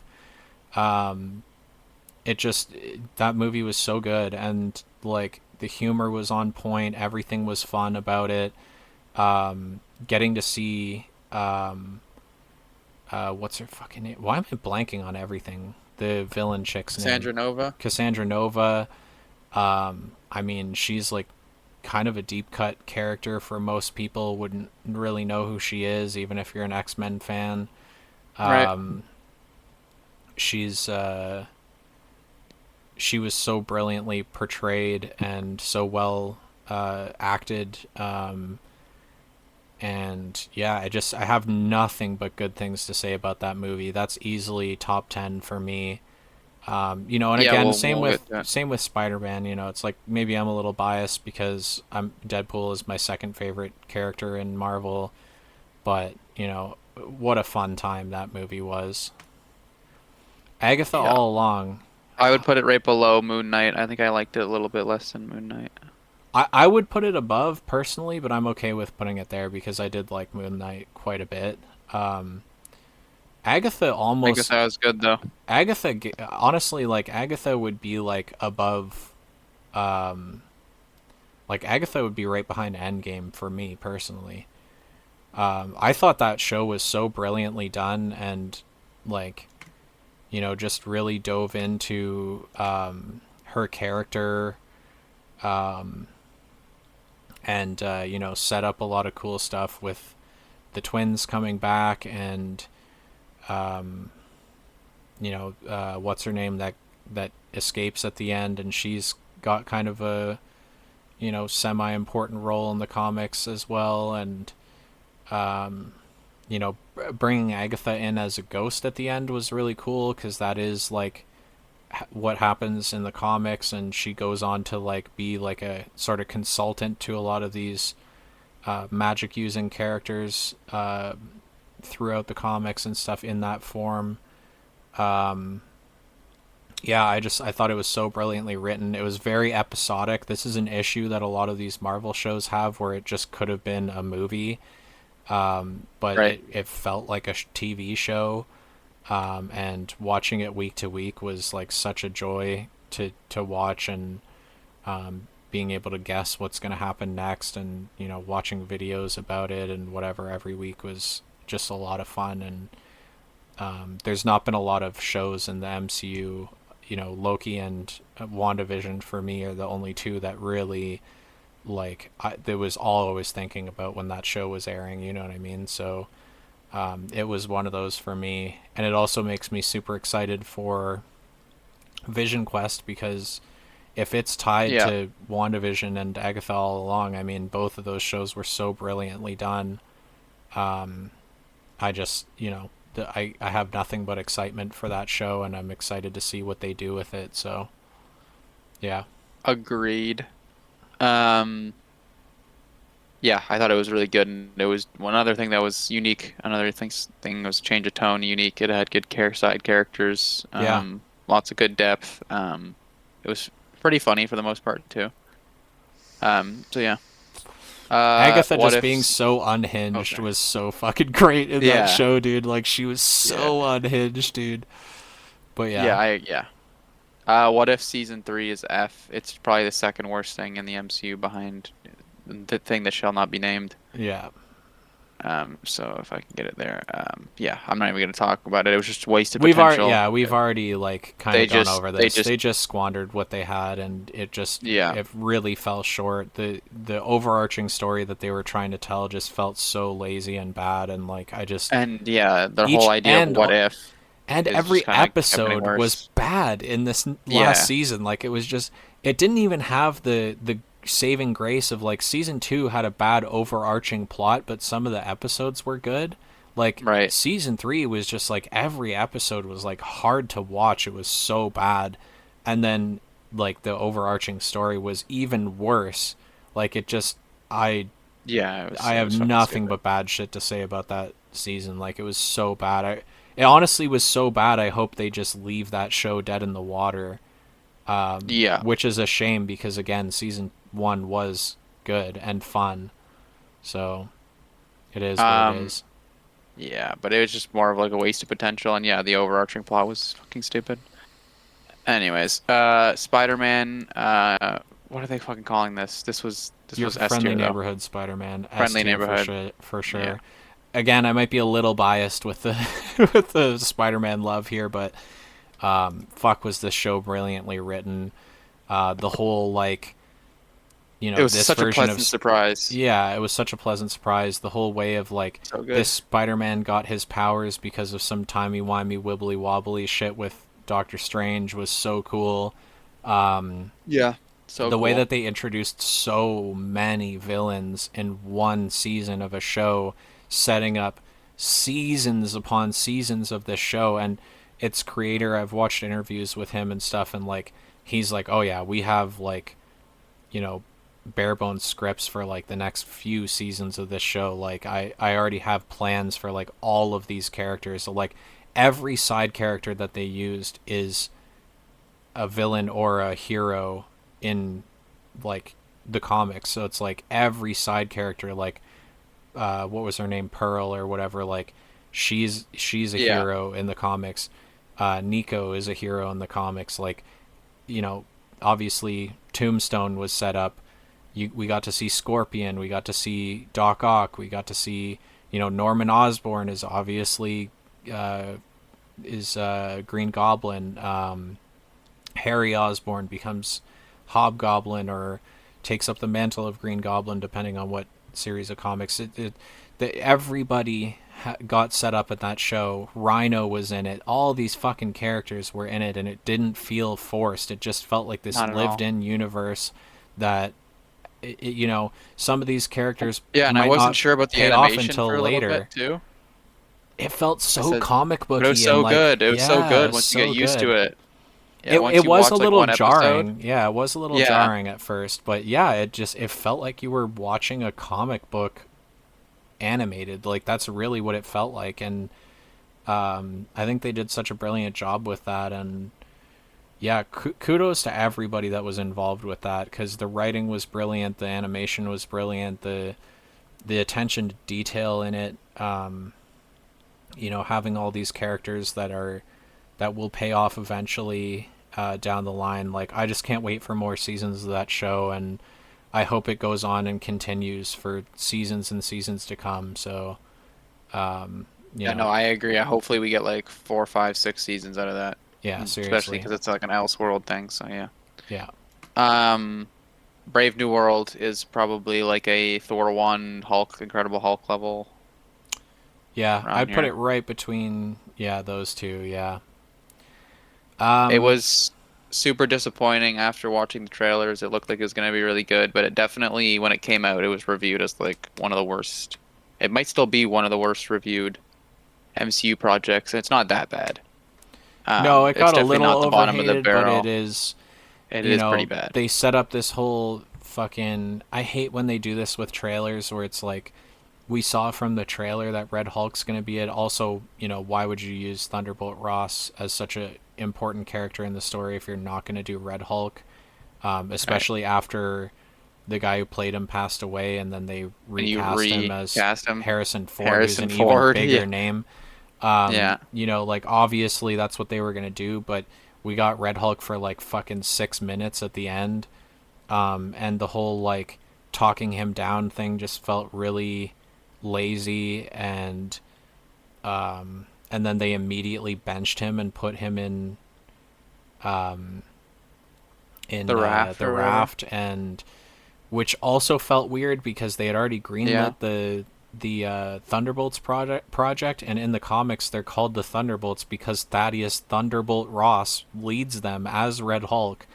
So, they easily could have just set up at the end of Thunderbolts. It's like, we're, this fucking CIA head has like ties to shit that she could have like got him out and like had him be part of the team and whatever. Yeah, I don't know. It just there were so many things that just didn't work in that movie. One big thing that like was glaringly obvious to me that I thought it was just like I think this movie just suffered really hard from rewrites and like an unfinished script when they started shooting, which is a thing that Marvel has been really bad for as of late. And sometimes it works and sometimes it doesn't, but in the beginning of the movie when Sam's now got this vibranium Captain America suit, and the dude has a knife in like the first scene that cuts through his vibranium, Oh so yeah, it's you mentioned clearly this shit. Yeah. adamantium, and then Yep. he just Just leaves it leave it. there. He just He leaves doesn't it. even Yeah. mention it or anything. He's like, "Huh, that's weird. Something cut my vibranium suit," and just doesn't even give it a second thought. Leaves the knife there, and then they never call back to like, "Oh, hey, the Serpent Society like has some of these like has some adamantium and they've made weapons out of it." Like it just like there was clearly it was just they were not thinking that movie through. Also, like, it was essentially it was more of a sequel to the original Hulk movie than it was a Yeah. Captain 100%. America movie, and it just felt so disjointed and not well put together, and it really showed on screen. I actually went to go see that with David, and David's not a fan of the Marvel movies or of like superhero movies in general, and he was like, we walked out of the movie theater and he's like, that was one of the movies of all time, dude. Like he's like, that was so bad. Like he's like, I can't believe how bad that was. And I was like, honestly, bro, like normally I'd be like, well, you're just not a comic book fan or like what. I was like, yeah, like I don't know what else to say. That was not a Yeah, good now movie. honestly, looking at it, it probably, dude, it might be like very bottom of B. Yeah, I agree. Unfortunately, it's Yeah, might even be C tier for me, dude. it Like, might be top of C. You're right. yeah, like it's unfortunate because they had such cool characters to work with. You know, Sam does take up the role of the mantle of Captain America in the comics. So it's not like they did something weird there. That is like how it plays out in the comics. And I just feel like everything was underutilized. The leader is such a cool character in the comics. They Oh yeah. visually ruined him. Like he looked so bad, and like you know, I don't know, man. Like there's just so much to hate about that movie, unfortunately. And it came at Yep. such a bad time where people are already saying like, the quality is dropping or whatever. I think we've shown if you scroll up to our S tier here, like let's just look at the S tier of what's come after Endgame, where people are saying everything's been bad since Endgame, like I mean, we could do WandaVision, that at the end, but we have yeah, WandaVision, Loki, Loki, Shang-Chi, No Shang-Chi's, Way Home, Werewolf by Night, Volume 3, Loki Season 2, 97, Deadpool, Wolverine, and Friendly Neighborhood. yeah, more than half of our S tier is shit that Post came out Endgame. since Endgame, and so I disagree. I think there's been some flops and some bad projects, but like I don't think it's just been bad since Endgame. I think that's just like a cope. Like I think there has been some like obviously good projects since then. But Yeah, yeah, no, it's that it came at a that bad was not time one where of them. everybody is shitting on the MCU already for a multitude of reasons, and then you get that. Born Again for me is the second best season of Daredevil, so it would go A, like here. So it'd be higher than season one, but I don't think it's season three level, which we put an S. Yeah, I agree. I think again, the only thing that show suffered from was rewrites. They had written this whole show where it wasn't going to canonize the Netflix shows, and they were going to take it in a totally different direction and just redo the whole story and stuff. And then, Charlie Cox and Vincent D'Onofrio and other people were like, "Yo, like you can't do this. Like, the show that we had created and these characters that we had developed were brilliant. There's no reason to not, um, properly utilize them going forward." And thank God they did speak up for that, because what we got was still a really good show.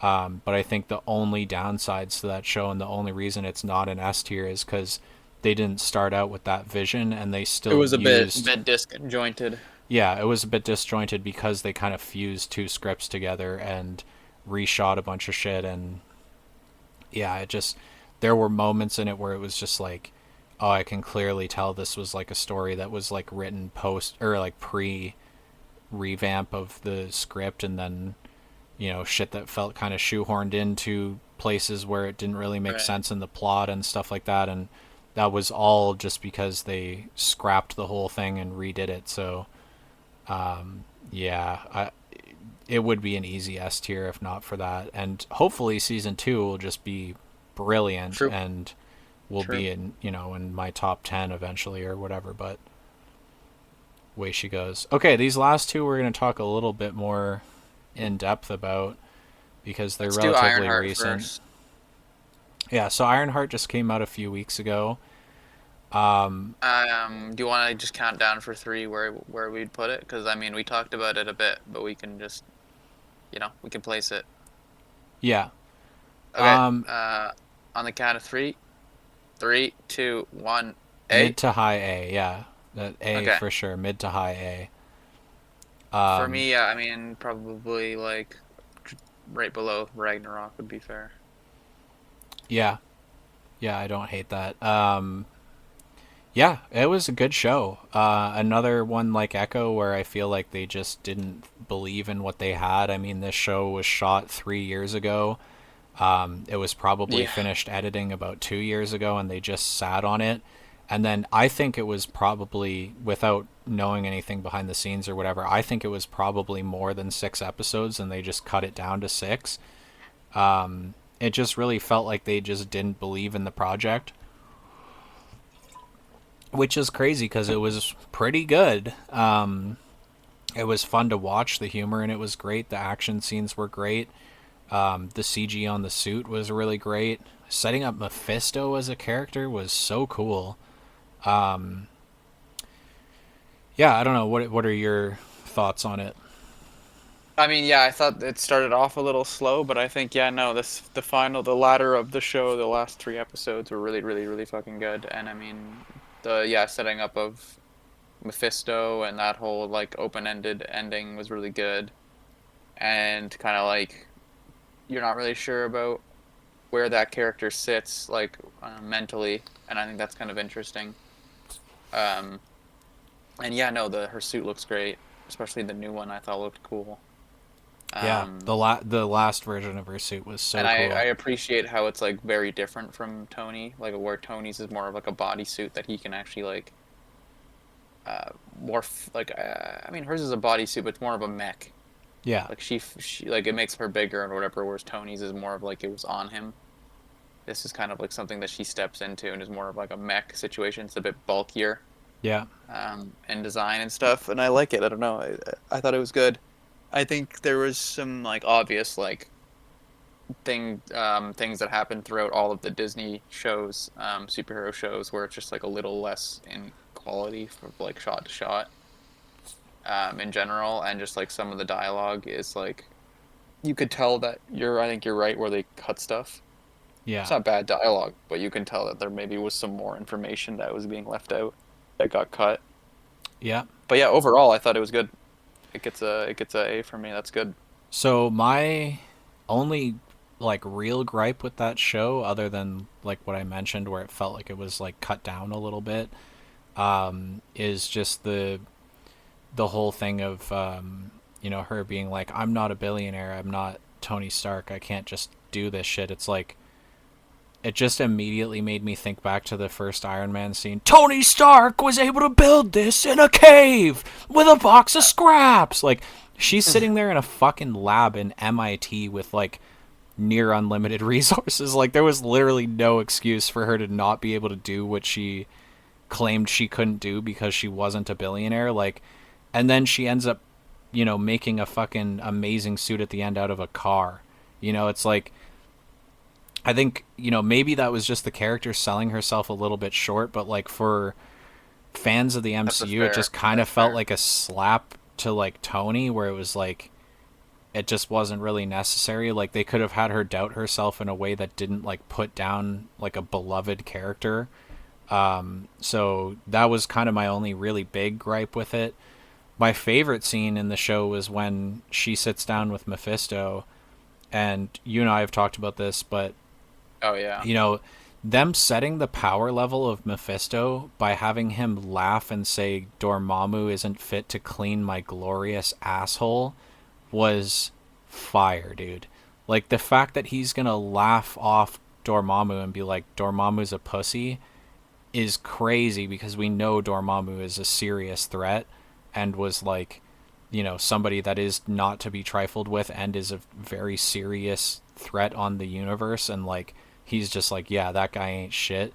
Again, that could have just been him like bigging himself up when he's not as powerful as Dormammu, but I think that that was more so like writing to show like he is an extremely powerful character that we should be really concerned about, how he's gonna interact with Yeah, characters moving absolutely. forward and stuff. And I thought that that was brilliant. Sacha Baron Cohen just absolutely killed it in that role. He was creepy and eerie as well as charming and silly at the same time, and like that's kind of who Mephisto is supposed to be in the comics. The reflection of his true form in the spoon when he's like stirring the Oh tea yeah, is like so cool so eerie and and so so cool. creepy. Yeah, I thought the show was really good. It was cool to get a character like the Hood introduced, who isn't somebody I thought we would be seeing at this stage in Marvel. Yeah, I could say a lot of really good things about this show. Obviously, it had its problems. It's not an S tier show for either of us. It wasn't perfect, but I thought they did a Yeah, it really was good super job. solid. Yeah, Yeah. and it was fun to watch, and I enjoyed all the side characters, and everything about it was fun and engaging, and yeah, it was just all around good time, and yeah, it was cool. I liked it a lot. It scored well for me, and I thought it was like a refreshing, like I said, there's been a few shows that are just not quite, they kind of felt like they shouldn't have been made at all in the case of Miss Marvel, or maybe should have been a movie, in some other cases. And yeah, I just think this worked well as a show. I thought they did a good job with it. They set up really cool characters like Selma at the end. That's her name, right? Selma or Zelma? The Yeah, I think so. magic chick. She's a cool character in the comics and is part of like Strange's Academy, which I really hope they adapt into. This would have to be post Secret Wars, but I hope that's a thing in the future. A lot of cool stories to tell there. Yeah, just a lot of fun, and I thought it was a great show. And I think it got a little bit of unjustifiable hate, but I didn't see a ton of hate for it online. I just mostly saw people shitting on that one scene that I spoke about, which I agree, was I just think they could have had her like doubt herself without kind of throwing Tony under the bus. Yeah, And totally valid. yeah, yeah, I mean, other than some very small gripes I had with it, it was a pretty well executed show, and the characters were all cool. I enjoyed it quite a bit. I Do you have totally agree. I anything mean, else to say about it? Not really. I mean, it like did what it was supposed to do. That's why I'm kind of not like I don't have too much to say on it. It's not like a Superman kind of thing where there's so much like detail and extra bullshit. It's setting up a universe. This is not. This is like put in a universe that's already lived in, and we're just it gave us what it was supposed to give us, and then also gave us like a little extra thing with Mephisto, and we talked about that, and I think it was great. Yeah. So yeah, it did what it was supposed to do and did it really well, for the most part, and I thought it was good. Yeah, she should be a good character going forward, and Mephisto should be a really good character going forward. So Yeah, I'm excited for his character to continue on. I mean, again, Sacha Baron Cohen just killed it. He really captured the essence of that eeriness, character and the yeah, duality of that character being kind of goofy and silly as well as very dark and sinister. And yeah, I'm excited to see. I mean, we're getting supposedly the next Spider-Man movie is based on Brand New Day, which is like after he makes the deal with Mephisto to get Aunt May back and have the world forget that he was, that Peter Parker is Spider-Man. This is something that they've already done the first half of, so it'd be really cool. They killed off Aunt May. It would be really cool if right.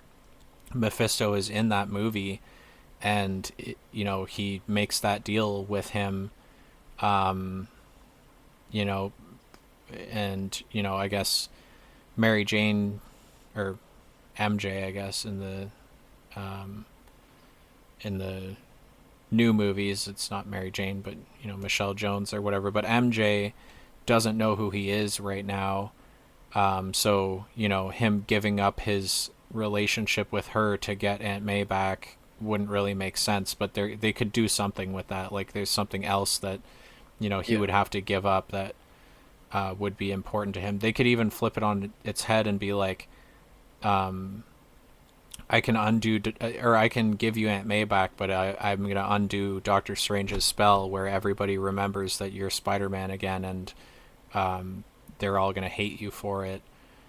Would be an interesting. I don't know. Like they could do something with it. I just hope if they're gonna do the Brand New Day storyline that not having Mephisto show up at some point, even as a brief cameo or something, and not be like an important role in the film would be a shame if we don't get to see him. So, totally yeah. agree. Yeah, no, super solid show, and yeah, I mean, excited to see her in the future, and definitely Mephisto as well. It'd That's hype. also be cool if if somebody goes to Mephisto or mention, even if Riri is involved in like Doomsday and Secret Wars or whatever, and after they lose to Doom, which is clearly what they're setting up, they're just going to recycle the story beats of Infinity War and Endgame, and they're all going to lose to Doom and then have to undo it. Which is, in fairness, what happens in the comics. It'd be cool if like Riri was like, "Yo, I know about this Mephisto guy, and like we might be able to go to him." And because Mephisto, exists in this other dimension, he would be relatively unaffected by whatever Doom is doing. And it would be Right, cool if they go to him and like to get help, and if he is like part of the plot of either he tells them to fuck off or they like actually get something from him that gives them some sort of a one up on Doom would be really cool. So I don't know. I just want to see Mephisto more. Like that's all I have to say yeah, about that. yeah, agreed. 100%. All right, moving into the last hitter. S tier, man. Thunderbolts, S tier for sure. S tier for sure. For me, this was super refreshing. It was kind of reminded me of the first Guardians, like a group of people you don't really care about or didn't think you would care about, and then by the end you care about all of them for different reasons. And it was Yeah. funny, the action was good, and it really hit home. So that this was, yeah. I mean, yeah, Thunderbolts was awesome. I really liked Thunderbolts. I thought it All was the fight super scenes were good. super Brilliant unfortunate writing. and underperformed. Yeah, so I don't know if I mentioned this before, but yeah, David and I went to the Thursday Yeah, night you said premiere. that in Yeah, your and premiere. It no was, one yeah, was there, dude. Like it was actually yeah, astonishing. Like I was like, "What the fuck?" Like this movie, like first of all, the trailers looked really good for it and everything. I think people are just like they just don't believe in the IP anymore, and they'll show up for the Avengers movies because they know those are going to be good or whatever. But Or it looks like Fantastic Four pre-sold really well. yeah, and yeah, I think people are just going to be really pick and choosy at this point. And then after Secret Wars, they're obviously going to do like a big soft reboot of the franchise, and then I think they'll have an easier time getting people in the doors and buying tickets to these movies. But yeah, I mean, it's just it was a shame because this movie was so good. I can't believe it performed the way it did. And you know, I can believe it because I kind of know what the public's view of this franchise is now, and what's been going on behind the scenes and that sort of thing. But like we've already touched on, there's been so many good projects since Endgame that people have just not gone and seen, with the exception of No Way Home, and Deadpool and Yeah. Wolverine performed extremely well at the box office. You know, this movie should have been one of those. Yeah. And it 100%. Yep. was so well done. The Sentry was so cool in it. The way they did the whole thing with the Void, even they even put in the detail of like Val buys Avengers Tower and then builds the black like additions onto the building and calls it the Watchtower. Like that is in the comics, the Watchtower is like this ethereal thing that like exists overlapping Avengers Tower, and like people can't see it. So it's like that's where the Sentry slash the Void like lives and like works out of, but like people don't even know it's there. And it was really cool that they like did that, like adapted that, and like everything was really cool. The fucking fight scene where the whole team goes up Oh against yeah, yeah. Sentry was like top tier, So like one of the top best notch. fight scenes in all of Marvel. Like Yeah, so well 100%. done. Them going It through reminded me all of the Invincible. yeah, yeah, them going through all the shame rooms and shit, and like finding, you know, him confronting the Void, and then he's like becoming the Void by like giving in to his anger and like beating on him and shit, and they have to like, you know, hold him back and like be there for him is all he needed to like not Right. succumb to the darkness in him, and like all those things, like so cool. The mid and post credit scenes were fucking hilarious. Like, you know, the Wheaties box thing was so funny and such a good callback from earlier in the film. The Yeah. post credit scene showing off all their new costumes and them, you know, operating as the new Avengers, and they're the ones who Obviously, get to yeah, the see the post-credit scene. Fantastic Four coming in. Like that is Yeah. so cool. It The felt very movie was just MCU done again. so well. Yeah, it felt like they're back to form, and like, you know, this is what we all were raving about in the early few phases of Marvel. And it's it's just a shame that it didn't perform better, and I think this is one of those movies that like years from now people look back at and be like, man, it's a shame I didn't like give this movie a chance because it's so good.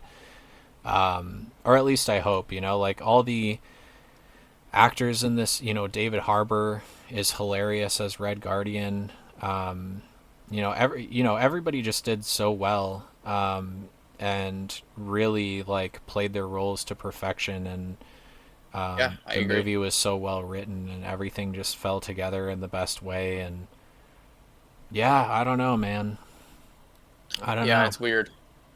All right. Well, before we wrap, we're gonna do our top 10. We're gonna do it in no particular order, and Yeah, then no, we'll yeah, no particular order. yeah, we'll have a like I'll go up and down briefly, and then you'll guys will have our full tier list, our shared tier list, and then we might have a bonus episode. I was gonna have to talk to you about this off air, but we might do an episode before our special next week, just because otherwise the gap will be 9 days. So if there's something that comes up and No, we I'm just have a gonna set this to release this Sunday.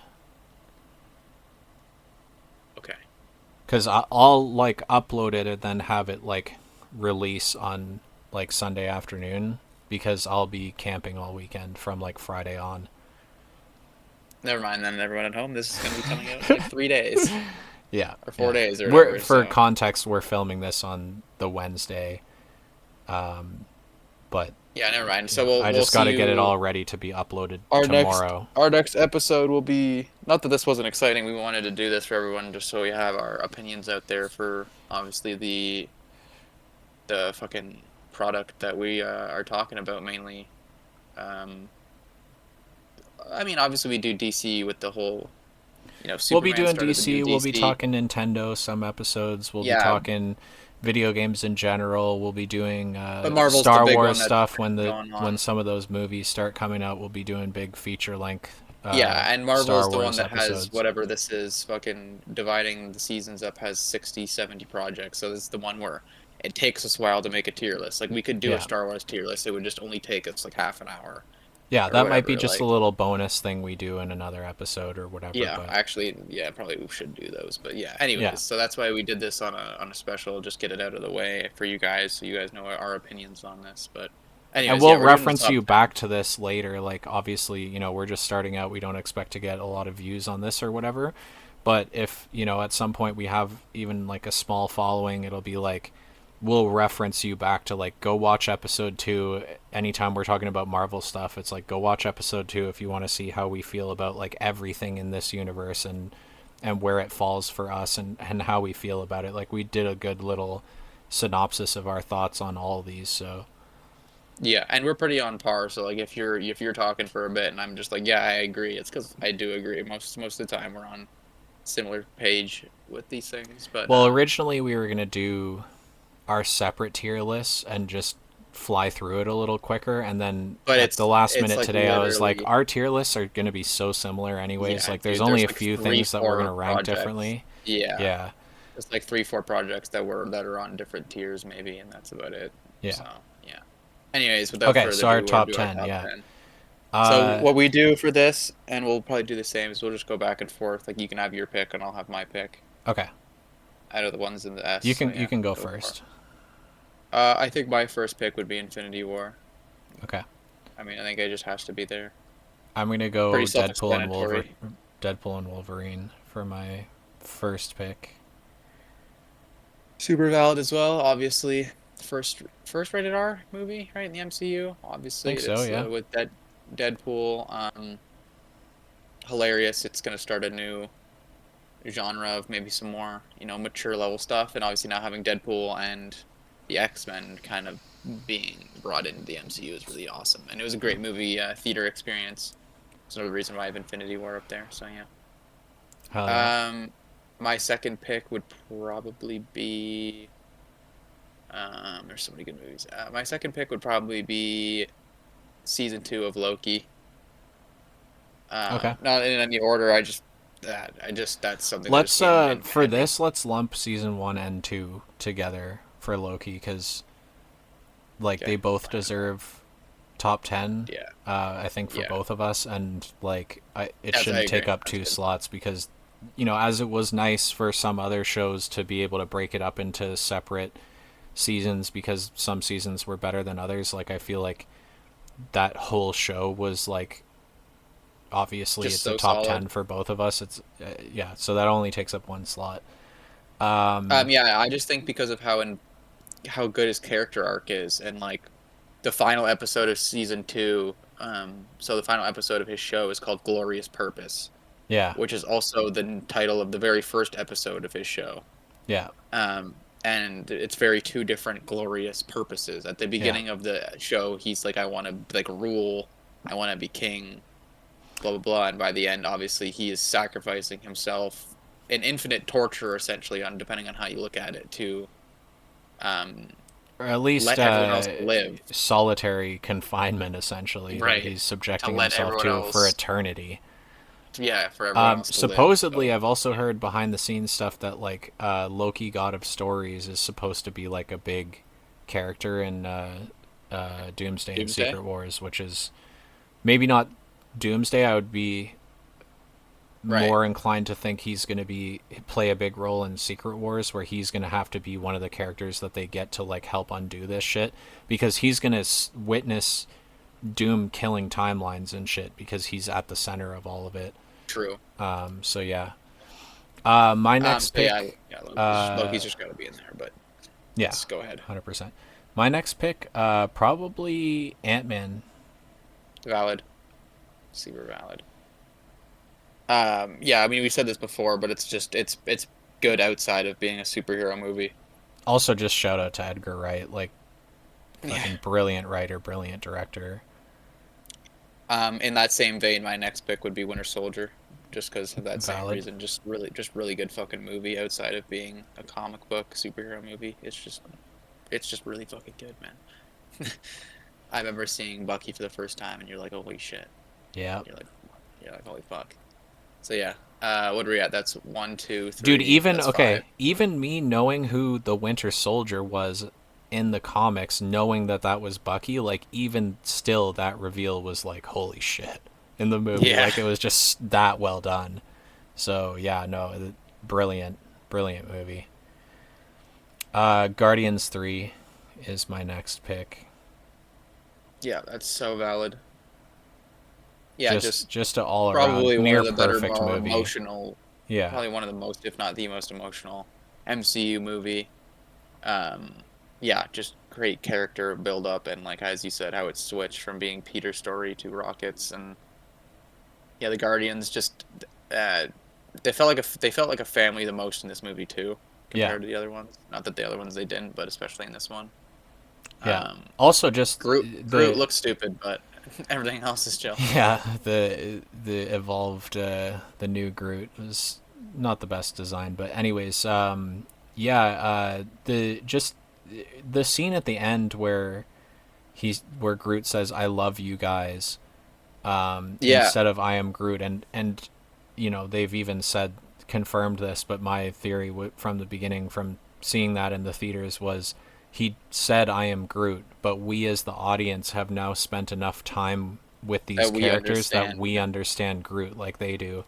And what a beautiful way to cap off that wonderful movie with just brilliant storytelling and amazing character development, and just everything about it is so good. Like, yeah, Totally agree.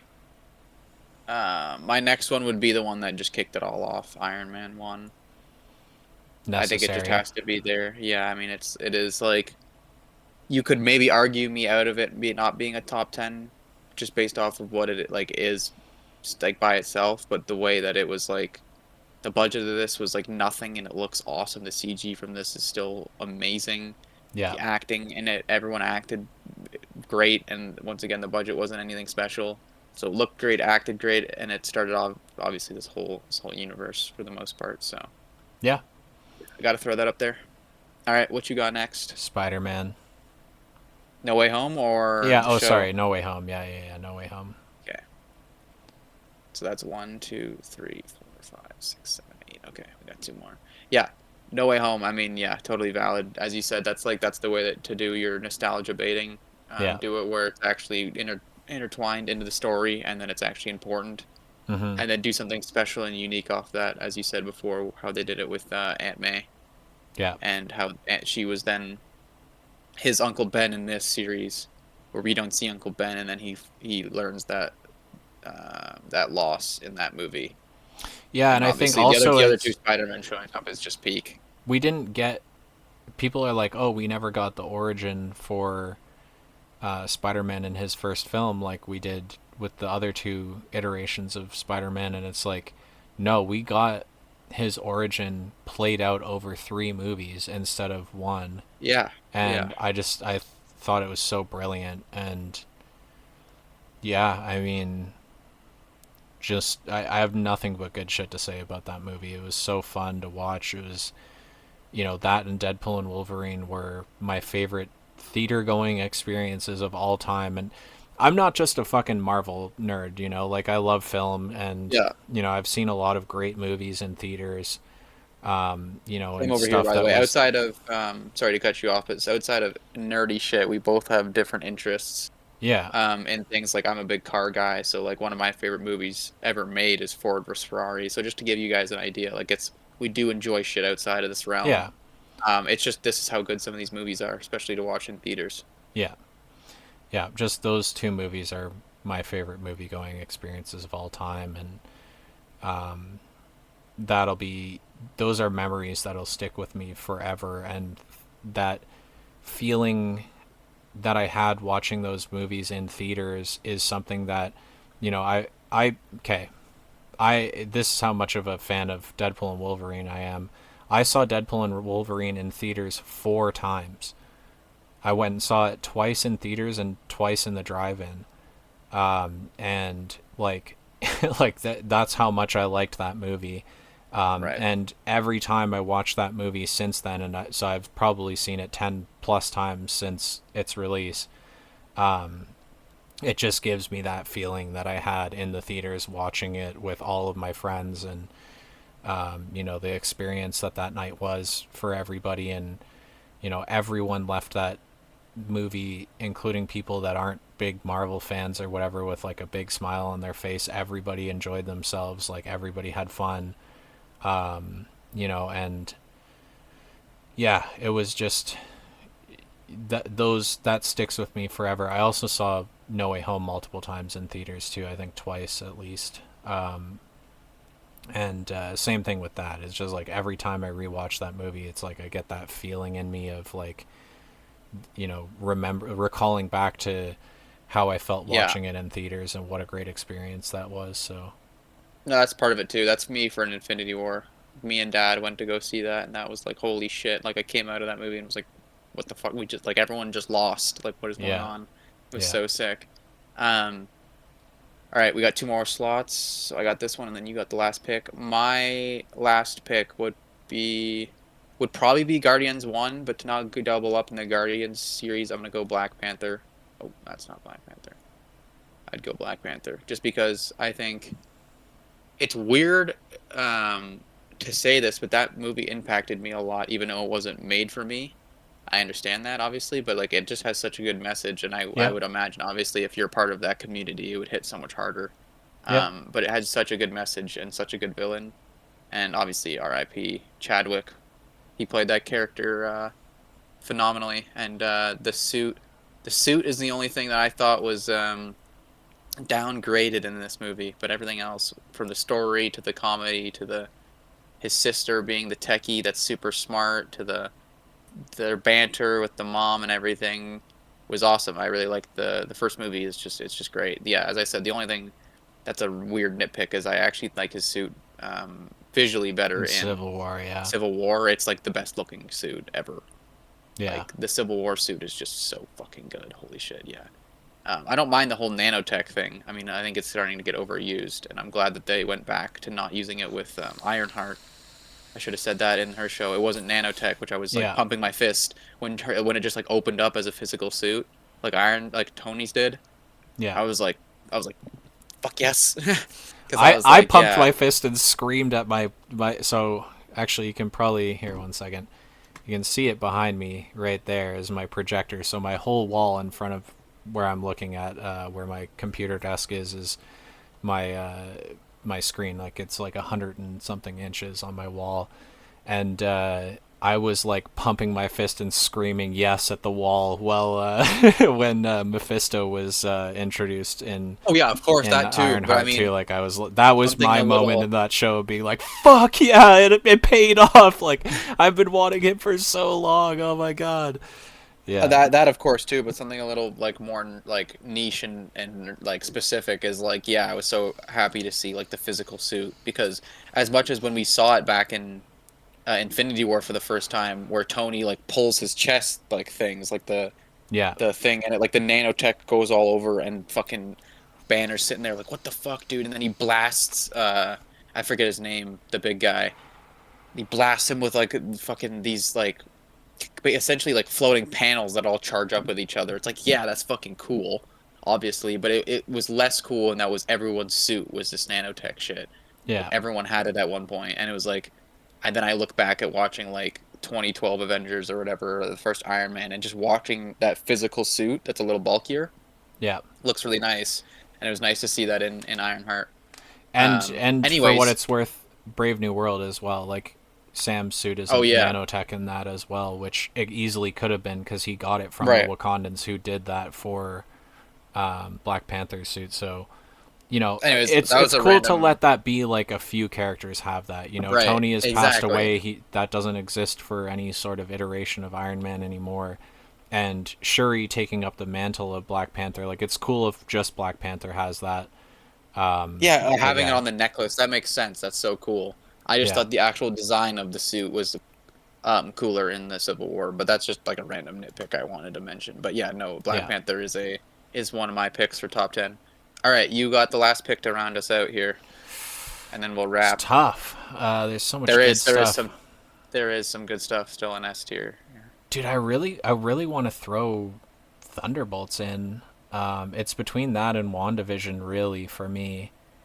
And then X Men '97 and Your Friendly Neighborhood Spider-Man are like honorable mentions for me, but it's just Oh like they're yeah, not like mainline MCU, so it's like kind of hard to put a I project like that wholeheartedly in the agree. top Low 10. key, if we were doing it where it was like these movies like not being a part of the story like didn't matter, I would probably say X-Men 97 and Spider-Man are probably both top 10.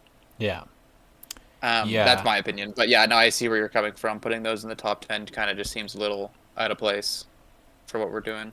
yeah. Oh, man, it's a tough pick between WandaVision and Thunderbolt. I'm gonna go Thunderbolts, man. Thunderbolts was Huge. really, really, really good, and like I enjoyed every moment of it. I actually just rewatched it the other night, just because I'm rewatching the whole MCU with somebody else right now, so I'm kind of like throttled by like how often we can watch it because they're watching it all through for the first time, Right. and I was just like, man, I've got this itch to watch something Marvel, and I was like, why don't I go and watch Thunderbolts? It's out on Disney Plus now and shit, so which is totally where I watched it. I didn't like download it or anything. That'd be fucked up. Yo. I wouldn't Yo. do something like that. What the hell? Yeah. What the heck? I don't do shit like that. Uh, Yeah. No. It's just such a good movie, man. I'm. it is a fucking good movie. Yeah. It's Um, it's crazy that something like that is like we're both like yeah top 10, and it's like made it made no money. Like it's like didn't even make crazy. money. Yeah, I think it broke Yeah. even barely or whatever. Yeah. Such a shame. Whack. More whack Anyways, than the crack on my back, dude. we've been going for a minute here. Oh yeah, we're at 3.5 hours. This is probably going to be like one of the The longest podcasts longest that we ever episode do. here. Yeah, We're not going to because typically go over like 2 hours, just because typically, sorry, go ahead. I was just going to say like for like audience retention, like this will be cool because we don't have a viewership yet and whatever, and it'll be cool to like send people back to like listen to this later. I can even like go in when I upload it and do all the sections manually about every project, so you can like skip through to like see the movies that and shows that you want to hear us talk about and rate on the scale, and like I'll make it Right. like easy for you guys to go back so you don't have to watch this whole thing eventually. But I just think it was important for us to like this is something that we'll be talking about, like we said, like at the most length probably is Marvel. Yeah, And because usually when we do like a premiere episode, it'll probably be like similar to last week. I mean, a little shorter than last week because last week we dabbled on like the Jurassic shit for like 20-30 minutes. yeah, But like I think we'll probably go longer than most typical podcasts. Like we'll probably do around 2 hours as a normal episode, but like yeah, this three and a half will probably not happen. yeah, it'll not this will not be like a mainstay going forward, but I Yeah. again I to reiterate, I think this is important to get out Yeah. all of our thoughts about this, and then that way any MCU project that comes out down the line we can just give it a like the full episode that it deserves, and then like if you want to hear our thoughts on everything that came before we started the podcast, you can go back to this and watch it. What I And was gonna do is take a screenshot of this or save it or whatever, and then you can put it on our community tab as well.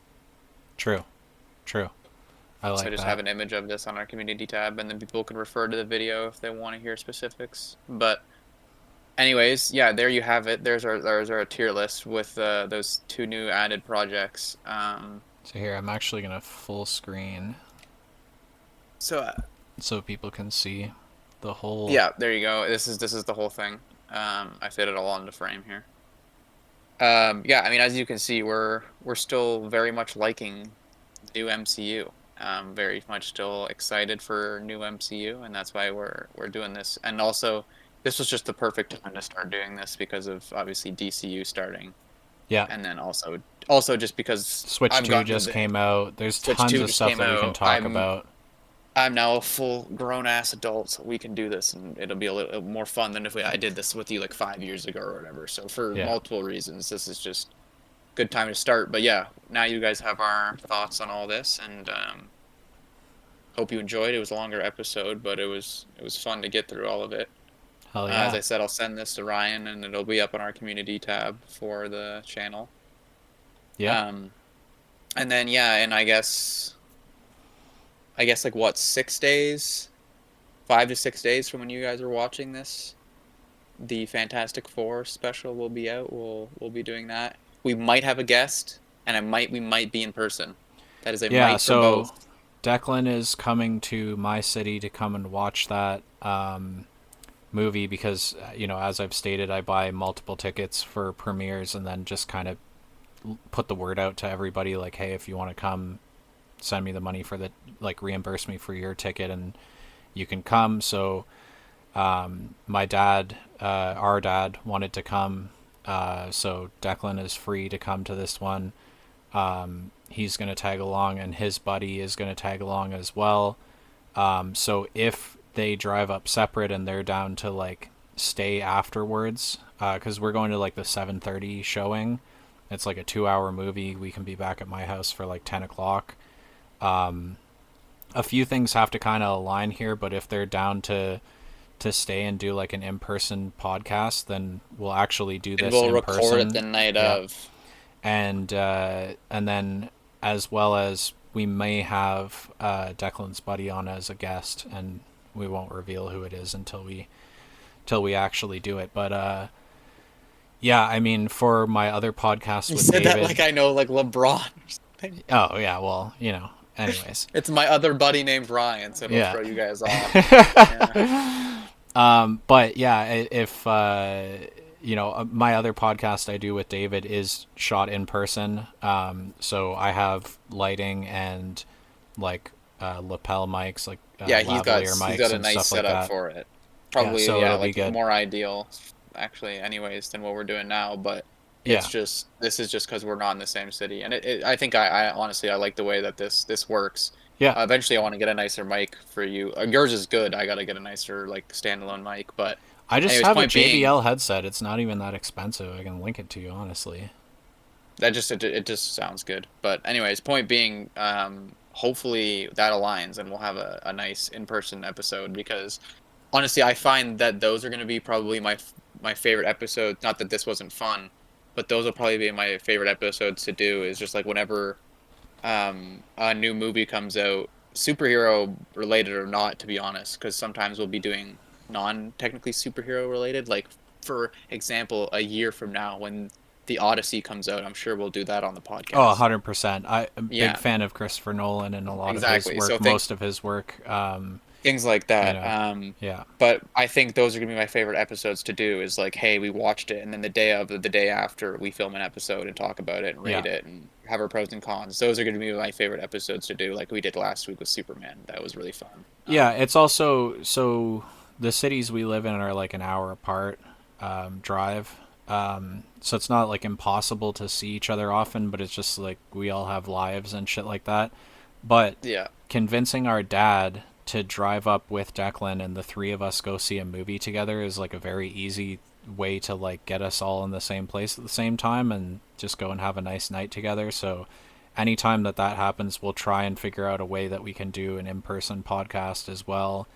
And then, even if that means going to like the Friday night premiere instead of the Thursday night premiere so that people don't work in the morning or whatever, we'll figure it out. But there will be other opportunities where we can do it in person. And then also, like, eventually I hope to not live in the shithole city I live in. So It would be eventually, maybe Declan and I will be closer together, and can just do it in person Yeah, I mean, every time. exactly. The goal the goal is like a year or two from now, we just live in the same like Yeah, apartment. Like yeah, we live together and we just be doing this together in the same living area. So that's obviously the future goal. I mean, as of right now, we're slowly working towards that. We're coming out of COVID. I recently just finished high school. I'm going like finishing college up right now. So I mean, I still got some shit to do before I like move out. But obviously, like that's the goal is to like make this more a little bit more professional and but still have fun with it, obviously. But yeah, it would be cool once if we can get the opportunity to be together in the same like room and record it together. yeah, But that'll probably be a little down the line. But that is the objective. yeah. Um, so yeah, that's gonna be that. I mean, I might pull your leg and convince you to record another episode just because I have so much fun with these prior to Fantastic Four, just to talk about some another like we can do like a bunch of smaller tier lists and maybe just like shoot the shit and see how it goes. Yeah, But we I might. also had an idea to do an episode based around our dream cast for like our, Oh right. dream casting roles for all of the characters that they're going to introduce in the DCU moving forward, as well as like anyone you'd like to see a character in the MCU, the new Star Yeah. Wars projects, like all that sort of stuff. And then I thought it would be fun to do like in the as a part of that episode also do like dream storylines for Marvel, Characters and DC, stuff. and whatever. So like what Yeah. comic book would you like to see most adapted and like that sort of thing. I think would be a Anyway, cool so there's episode. there's a good there's a good chance that you guys get technically 3 episodes in a week. If you count if your week starts on Sunday, if you look at it that way, you might get 3 episodes in a week. Not guaranteed. You'll definitely get the two. The one that because this was releasing on the Sunday, and then Yeah. you might get another one before the one that comes out on the Friday or the Thursday, depending on when we watch it, or not when we watch it, but if I stay to record the episode in person. Well, So you guys might get 3 episodes. It's just if ideal. you can do another one tomorrow, like, are you working tomorrow?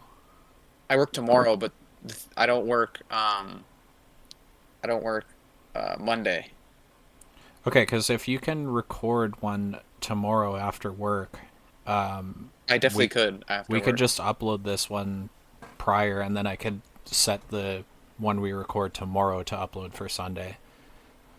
Or we could just have Or a you can bonus. just This could just be a bonus episode this week.